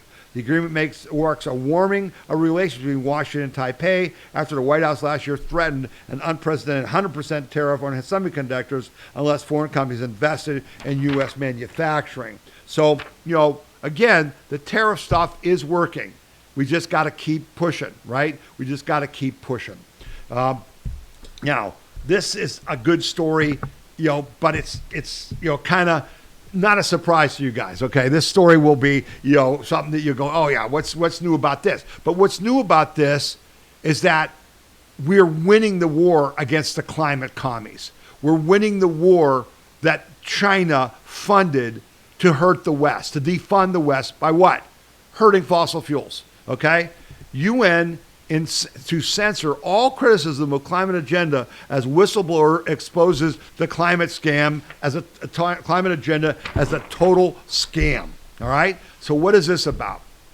The UN is shutting down criticism of the ongoing climate scan. At the United States Nations Climate Change Conference held in Brazil, several states endorsed the UN Declaration of Information Integrity on Climate Change, an initiative recognizing and trying to combat the rise in climate disinformation in the public and media and politics. The UN declared it professed a pledge to fight false information about climate change. In the era of disinformation, obstructionists reject not only scientific evidence, but also progress on multilateralism, said Brazil's president in his opening address to the conference. They control logarithms, sow hatred, and spread fear. They attack institutions, science, and universities. It's time to once again defeat the denialists. Are you a denialist? I'm a denialist because it was all garbage. And this whistleblower goes on to prove it. The declaration has already been endorsed by 13 countries: Austria, Belgium, Brazil, Canada, Chile, Denmark, Finland, France, Germany, Spain, Sweden, Uruguay, and Netherlands. All of them have now committed that their goal is to censor anybody who criticizes the lies they tell you. That's what this is saying. Bjorn Lomborg, who I trust and wrote a great book about Apocalypse Never, I think was the name of his book, president of the Copenhagen Consensus and visiting fellow at Stanford University's Hoover Institution, wrote about the initiative presented at this conference. The United Nations is trying to control what people can hear, read, and think about climate change, just when social media companies like Meta are reversing their years-long policy of fact-checking climate change policy debate, which Meta admits resulted in censorship. The proposal that taxpayers spend hundreds of trillions of dollars on poor climate policies is surely worth debate. The UN has no place suppressing that discussion. If it is to survive, the UN and other multinational organizations need to return to their roots of helping humanity to navigate the world for peace and prosperity, and they must learn that free and informed debate poses no threat to their cause. But it does pose a threat when you're a liar. Right? They don't want the truth. They want to impose it on you. They want to have Meta and X and everybody else who was censoring you shut down the debate. The simple questions, okay? So this whistleblower, Desiree Fixler, said they're lying to the public. They've manufactured a climate crisis. There is climate change, but there is no climate crisis. Asset managers, consultants, and governments, they're all in on it because they profit from it.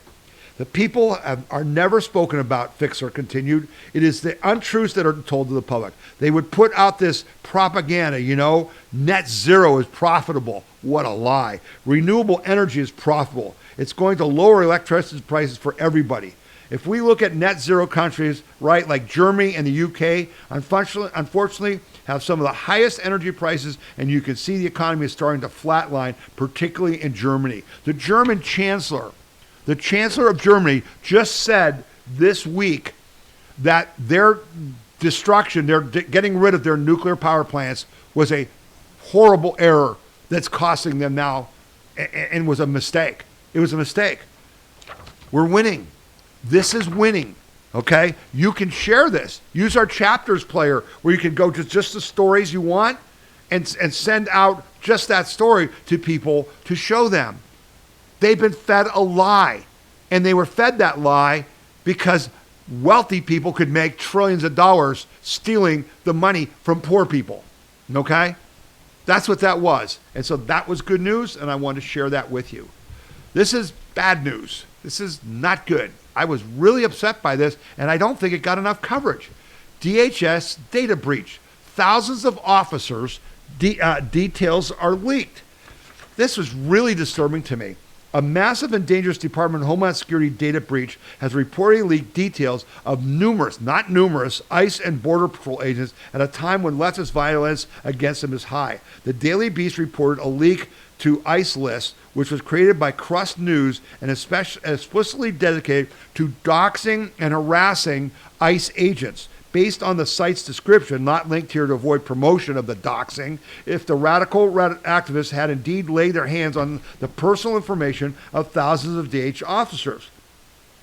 Basically, Among the details reported in the leaks are names, telephone numbers, work emails, job titles, and even resume data, according to the Daily Beast. Nearly 2,000 DHS employees are included in the breach, most of them actively employed.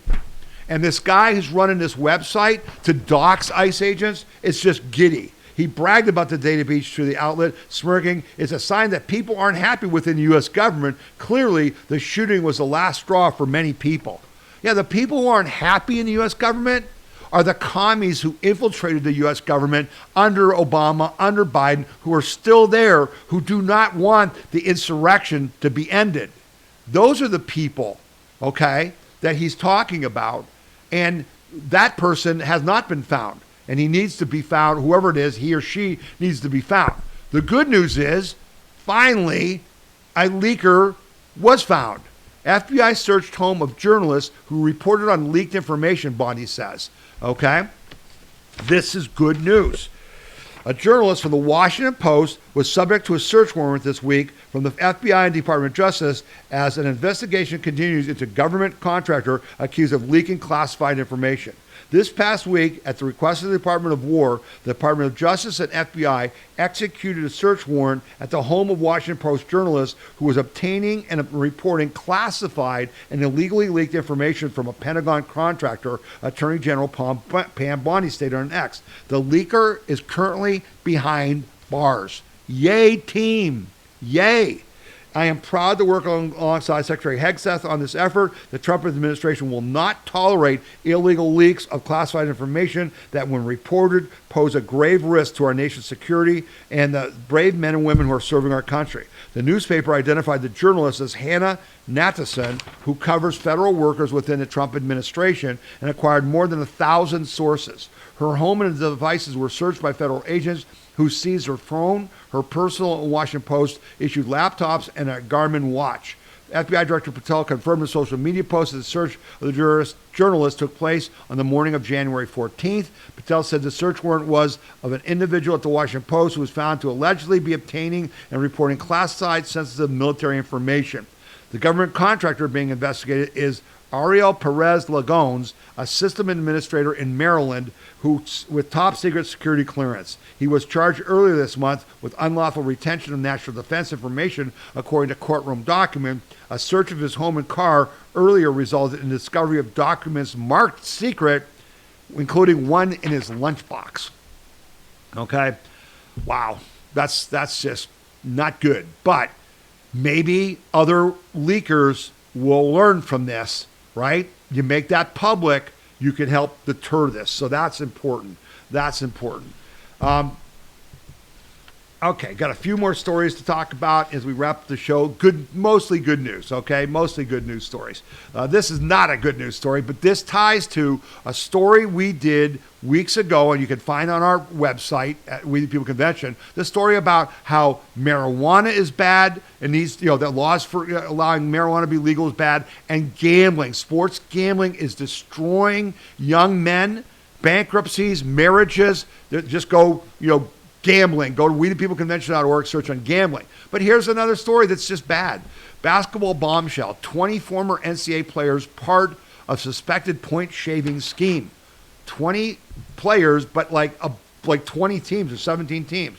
Is college basketball broken? U.S. Attorney's Office for the Eastern District of Pennsylvania announced on Thursday the indictment of 26 suspects, including 20 former NCAA college basketball players from 17 schools, for allegedly attempting to fix gains through performance manipulation during the 2023 through 2025 seasons. Officials said the scheme started in September 22 when defendants bribed players at the Chinese Basketball Association, CBA, to participate in point shaving their games before moving to NCAA basketball games.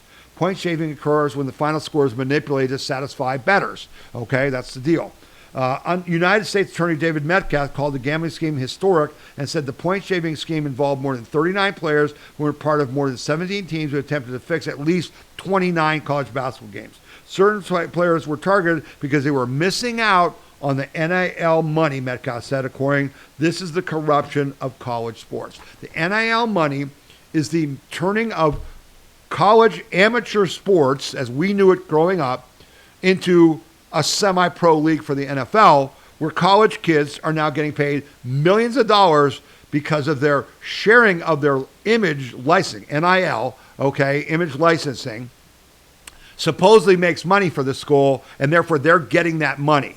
Well, the kids who aren't getting that money are saying, well, yeah, I deserve money too. So I'm going to fix this game, and my friends are going to bet on it, and we're going to make money that way. Do you see how it's just destroying sports? Just destroying it. The money is destroying it. Yeah, but who are the adults in the room? Who are going to fight for that? Who are going to stop that? That's the problem. This is another problem. For you in Ohio, listen up to this, because this just like fell out of the sky. For those of you around the country, we just talked about California gets the right to redistrict to get 5 seats, and Texas did that, and other states. In Ohio, we were supposed to redistrict so we could win 3 more House seats. That's like 6 to the good for us. And instead of doing that, our rhino, Mike DeWine, okay, they didn't fix 3 seats. They fixed 1.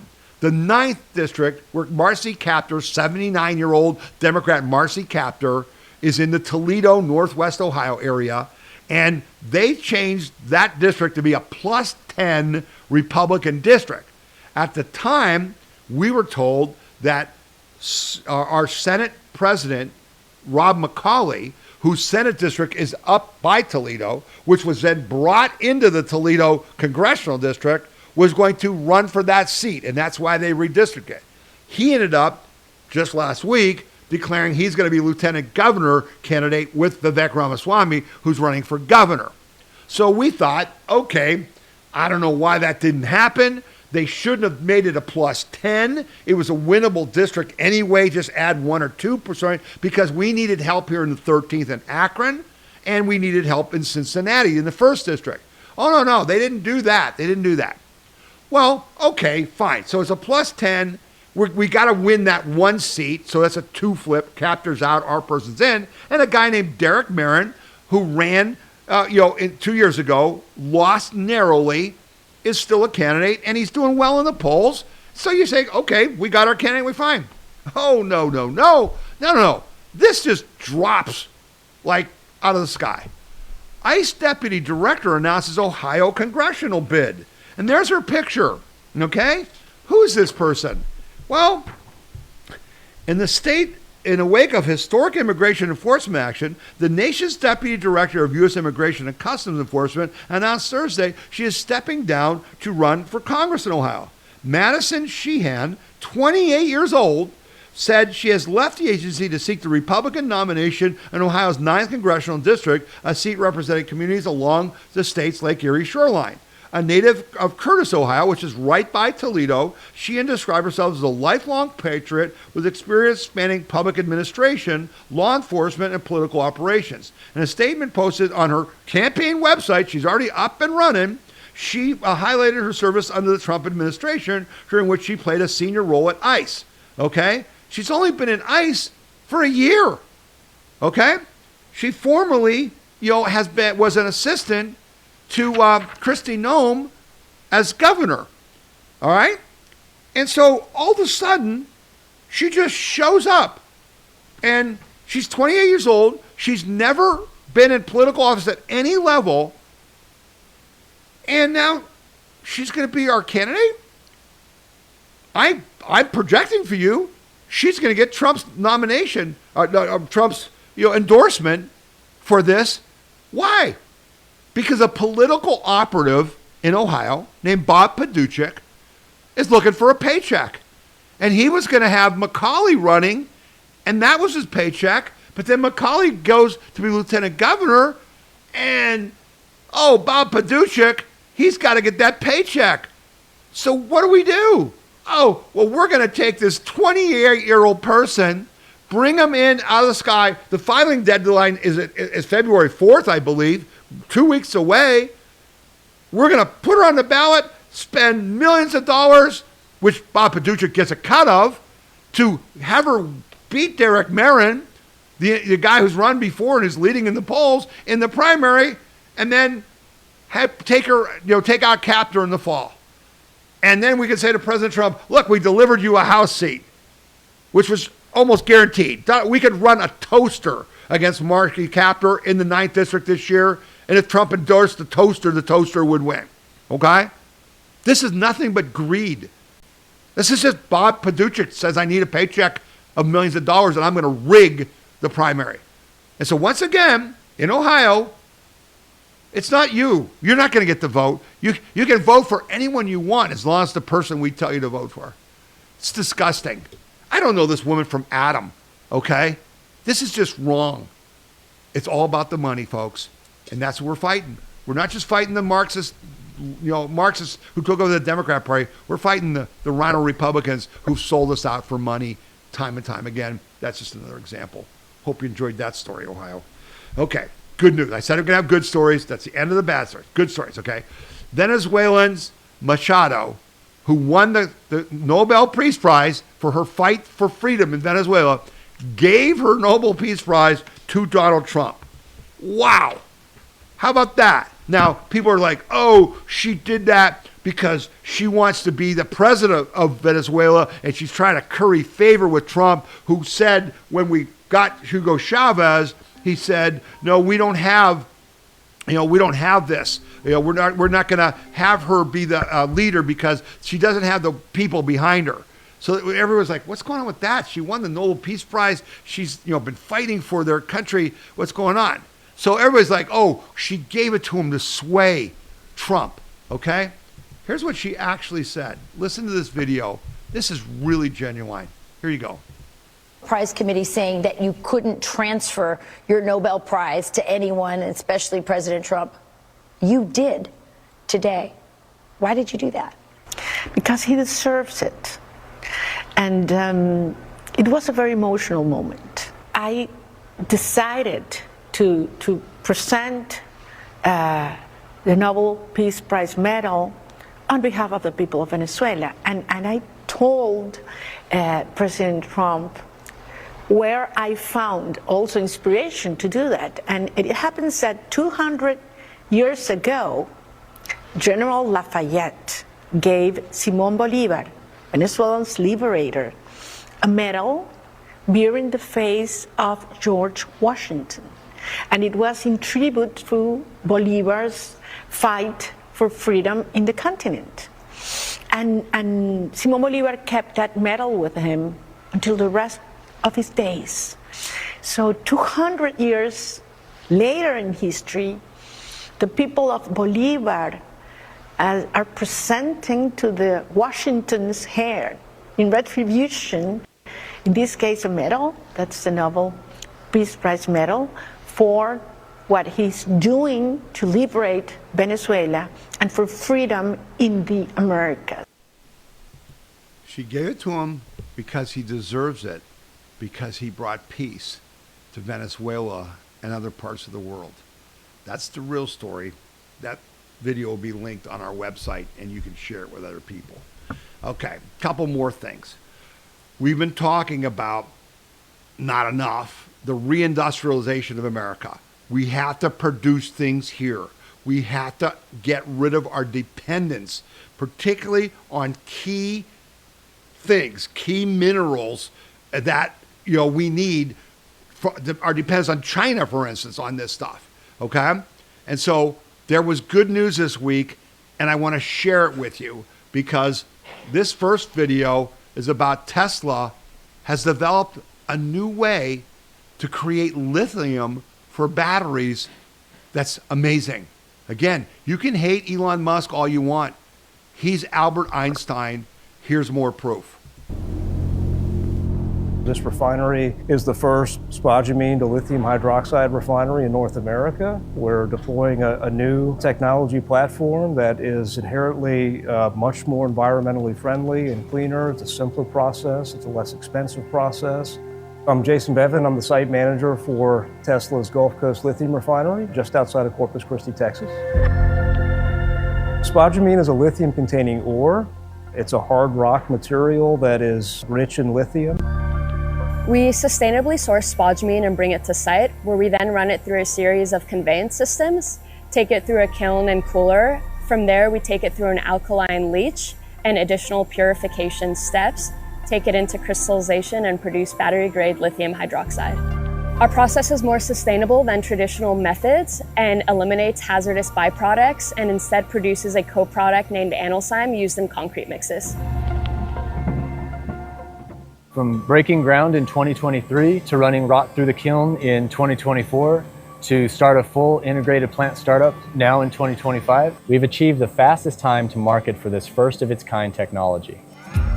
By removing many of the traditional stage gate hurdles seen in large projects, we were able to complete feasibility, design, and construction in parallel, significantly accelerating our construction timeline. This refinery really enables us to have access to the critical minerals for energy storage, for battery manufacturing, and ultimately for EV growth. And it enables us to accelerate Tesla's mission by regionalizing supply chains for battery minerals and materials, by providing jobs, by cutting emissions from the transportation network that's required for those supply chains. It really allows us to usher in energy independence for North America. How about that? How about that? This single refinery can supply lithium for over 500,000 electric vehicles per year and directly challenges China's 60% grip on global lithium refining. It's again, Musk always does what's called first principles. Okay, are his rockets reusable?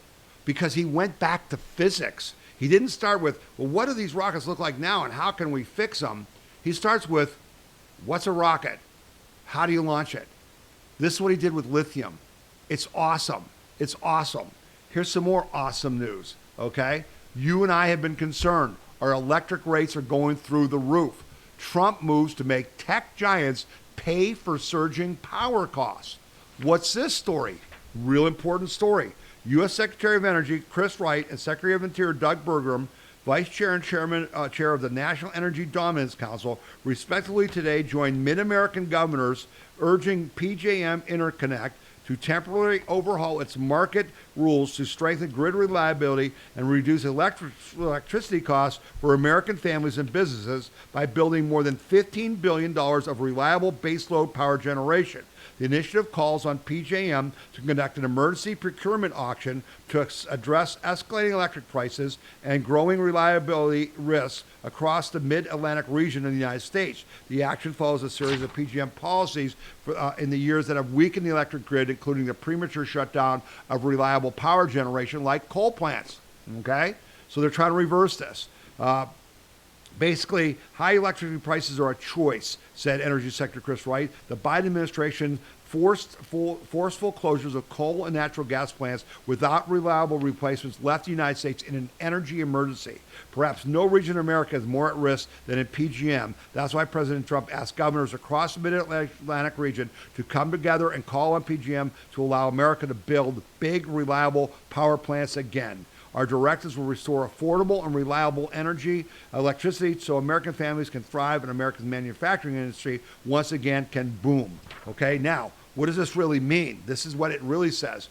Trump administration wants tech companies to buy $15 billion of power plants they may not use. This is Trump saying, nope, you can't force these higher electricity prices on, as the grid operators want to do, on consumers. If the AI people want power, they got to pay for it. The Trump administration wants the largest electricity grid to add $15 billion worth of new power generation, and he wants 10 companies to pay for it, even if they don't need the capacity. The White House and governors of several states in the region want grid operator PJM to hold an auction for 15-year contracts for new generating capacity. The administration said it wants tech companies to bid on the contracts, even if they don't ultimately need the power for their data centers. The demand for data centers is expected to increase nearly threefold over the next decade. Okay?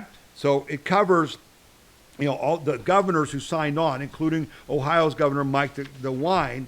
Okay? Governors who joined the DeWine in signing the principles included Delaware, Illinois, Indiana, Kentucky, Maryland, Michigan, New Jersey, North Carolina, Pennsylvania, Tennessee, Virginia, and West Virginia's governors. And here's their signatures on the letter. They signed this new thing. So, that's good news because they're basically saying, hey, big tech, you want to build these data centers? You're hearing these numbers. It's like hundreds of billions of dollars.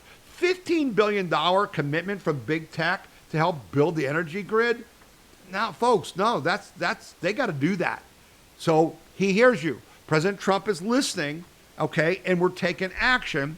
And I wanted to share that with you because, again, it's another story. There's a lot of us complaining those data centers are ripping us off. They were. They're not going to now. Share that story, okay? Share that story. And then I want to share this story with you.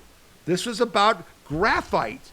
This is another critical, mineral. The United States just opened its first graphite mine since the 1950s to crush China's monopoly in critical minerals. It's located in upstate New York. Here's a video about that. Did you hear about this? Nope, probably didn't. U.S. companies are ramping up graphite mine production to fulfill a booming demand for batteries and rely less on China for rare earth magnets. Fox Business's Jeff Flock is live from a mine in Gouverneur, New York this morning with more on this push for graphite. Jeff. Talk about bringing industry back to the U.S., Maria, bringing mining back to the U.S. You are looking right now at the processing of the first graphite mined in the U.S. since the 1950s. Pretty amazing when it comes to it. Graphite, I don't know if you know much about graphite. It's in rock, little flecks of it in rock, so it has to be harvested out. This is a rock that they've mined. I want to show you the process here. And I also want to talk to the CEO. You're seeing on the other side of the screen this mine deposit that they found. This is a zinc mine, and I've got the CEO of Titan Mining, Rita Adriana. You have a zinc mine here. You stumbled upon graphite, yes? Absolutely. So we have a 120,000 acre mineral rights package. We went looking for zinc and we found graphite. And now graphite is huge. This is the processing of it. What am I looking at right here, if I can see? So what you're looking at here is the mined rock that we get from the ground. We take that and we concentrate that up to very high levels of graphite. So the flotation circuit that you're seeing here is about 95 to 99% graphite. So you get almost all graphite. The other thing about this, Maria, is that we get put the number up, it almost amazed me. All of our graphite now is imported. Most of it comes from China, 42%. Absolutely, and that's why it's a very unique proposition being a domestic producer because it's a national security issue. I was going to say, Department of War now mandates that we're going to have to get this stuff from here. How about that of being lucky? You're a company that's in the business of zinc. You go and you buy this property, all these acres, and you're looking for zinc and you find graphite, and now you got a president who's encouraging mining and giving you the permits, and they're making graphite. It's awesome. You should be stoked. Nobody knows this story. Share it. I mean, unless you watch Fox Business, which I like to do, okay? But we're doing it. So when I've said to you for months and months and months, and I just saw Mike Rowe do a video with Palmer Luckey last night, I was watching it, from Androl, and we're still facing the challenge of getting people into the trades. And Mike Rowe was saying, we're just not doing enough. We need to do more. That story, those are jobs, okay? The Tesla story, those are jobs. You got to keep talking about it. Please, I beg you, everyone you see, say, hey, have you looked into jobs in the skilled trades? You can go to school for 14 months and get a job that makes $200,000 a year. I'm not making it up. Go watch that Mike Rowe video with Palmer Luckey, okay? So I wanted to share with you some good news. It's happening. We're moving along. This is a fun story. I just have to do it because it's I've said to you that Donald Trump's not human. I've said to you that when he dies, they're going to do an autopsy and he's got like 2 hearts or 4 lungs or something. Because he's unbelievable in his physical ability, okay? He just works all day, every day. It's unbelievable, okay? Listen to this story. RFK Jr. praises Trump's sky-high testosterone level, jokes about his bizarre diet. He can't make this up. Health and Human Services Secretary Robert F. Kennedy Jr. said President Donald Trump has incredibly high testosterone levels for a man his age and discussed the president's bizarre diet, which includes a lot of fast food.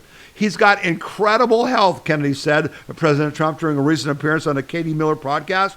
Dr. Mehmet Oz, the administrator of the Center for Medicare and Medicaid Services, looked at Trump's medical records and said he's got the highest testosterone level that he's ever seen for an individual over 70 years old, according to Kennedy, who joked that he knows Trump would be okay with him disclosing that to the public. I told you something was going on. There you have it. Okay, and then this, I want to report this because it's good news before we close the show. Victor Davis Hanson is put out a post to talk about his illness, and he's going to be okay, it looks like, though it was perilous.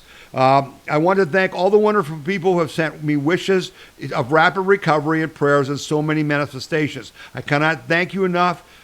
Given it gave me hope and encouragement these past 2 weeks as I read and reread your notes, cards, and postings.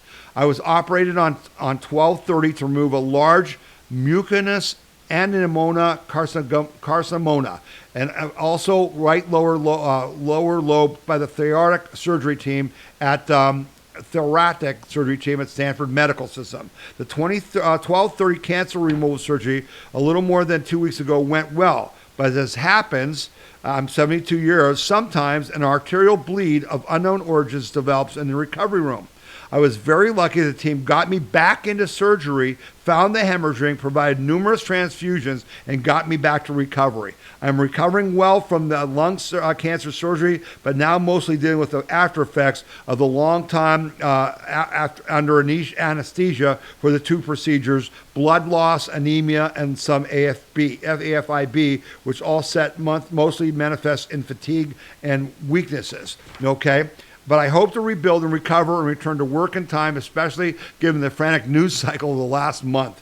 I can't thank all of you enough for your kindness. It stunned me, and I will do my best to recover and see you all again on podcasts and other venues. Sincerely, Victor Davis Hanson. I want to thank all of you who prayed for him. I asked for your prayers. We were surprisingly like the first to break this story. We broke it on this podcast days before the rest of the world talked about it, but it was a close call, but he's all right. And that I want to report that to you. And then in closing the podcast, I want to talk about this. I posted this video in our video section at wethepeopleconvention.org. Most people are not ready for what AI can do in 2026. Watch this to get ready. This is a really interesting video. It's for you if you're afraid of AI. It's for you if you think AI is going to take your job. It's for you if you want to know how you can use it and benefit from it. It's an AI video.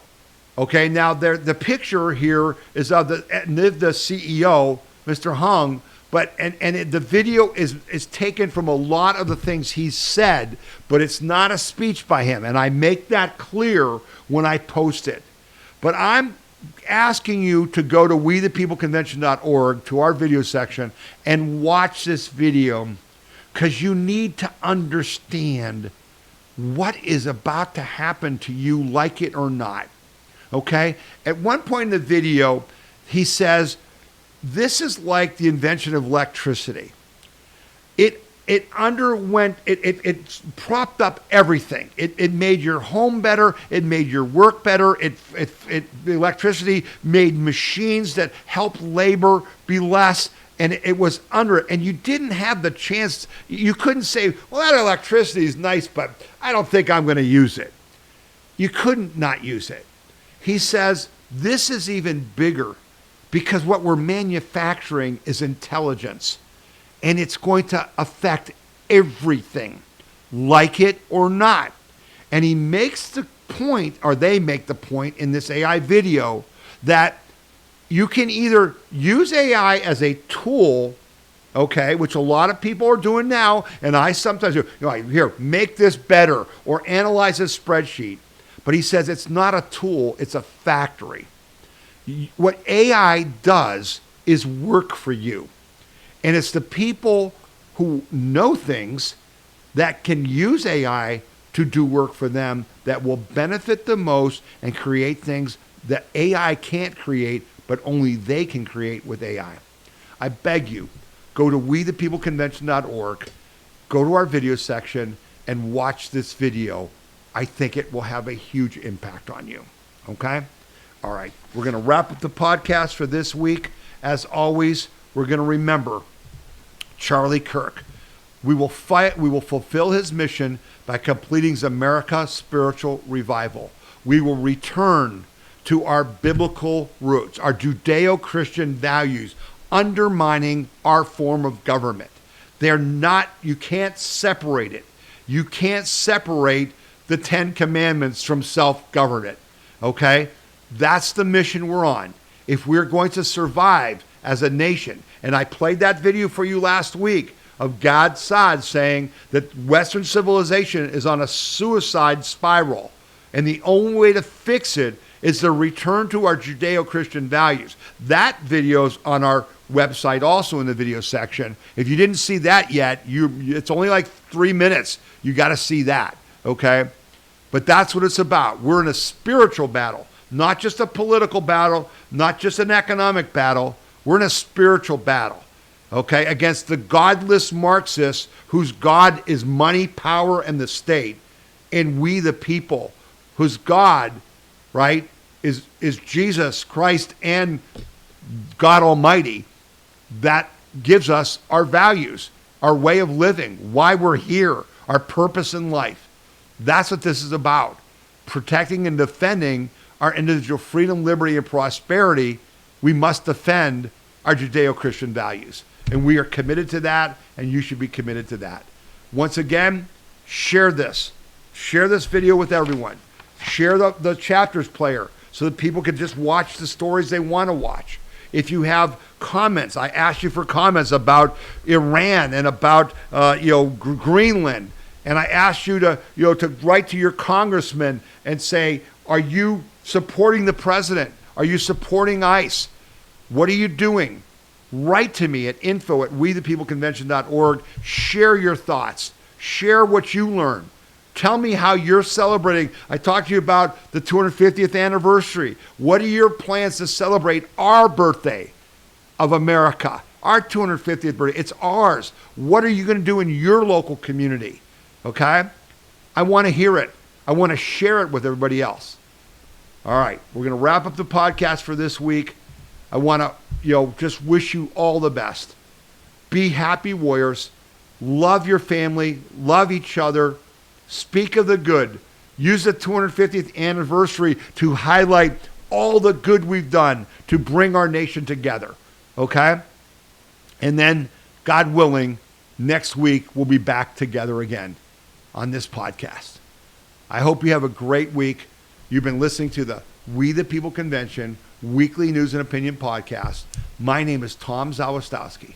May God bless you and continue to bless the United States of America.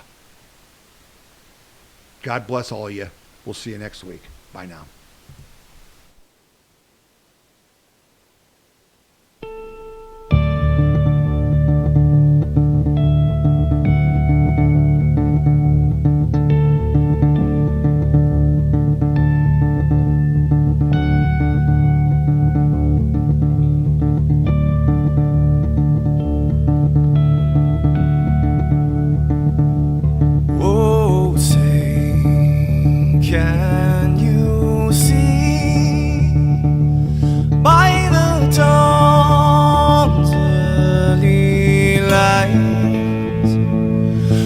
So proudly we hailed at the twilight's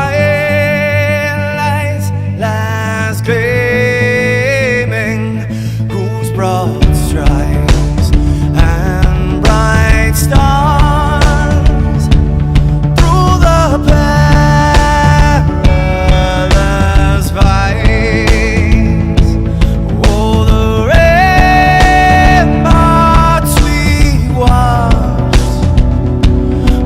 So gallant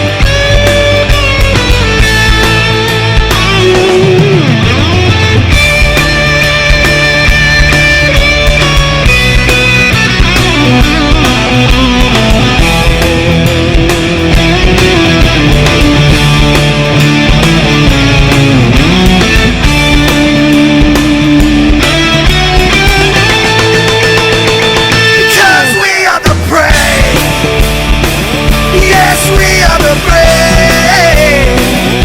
We'll fight to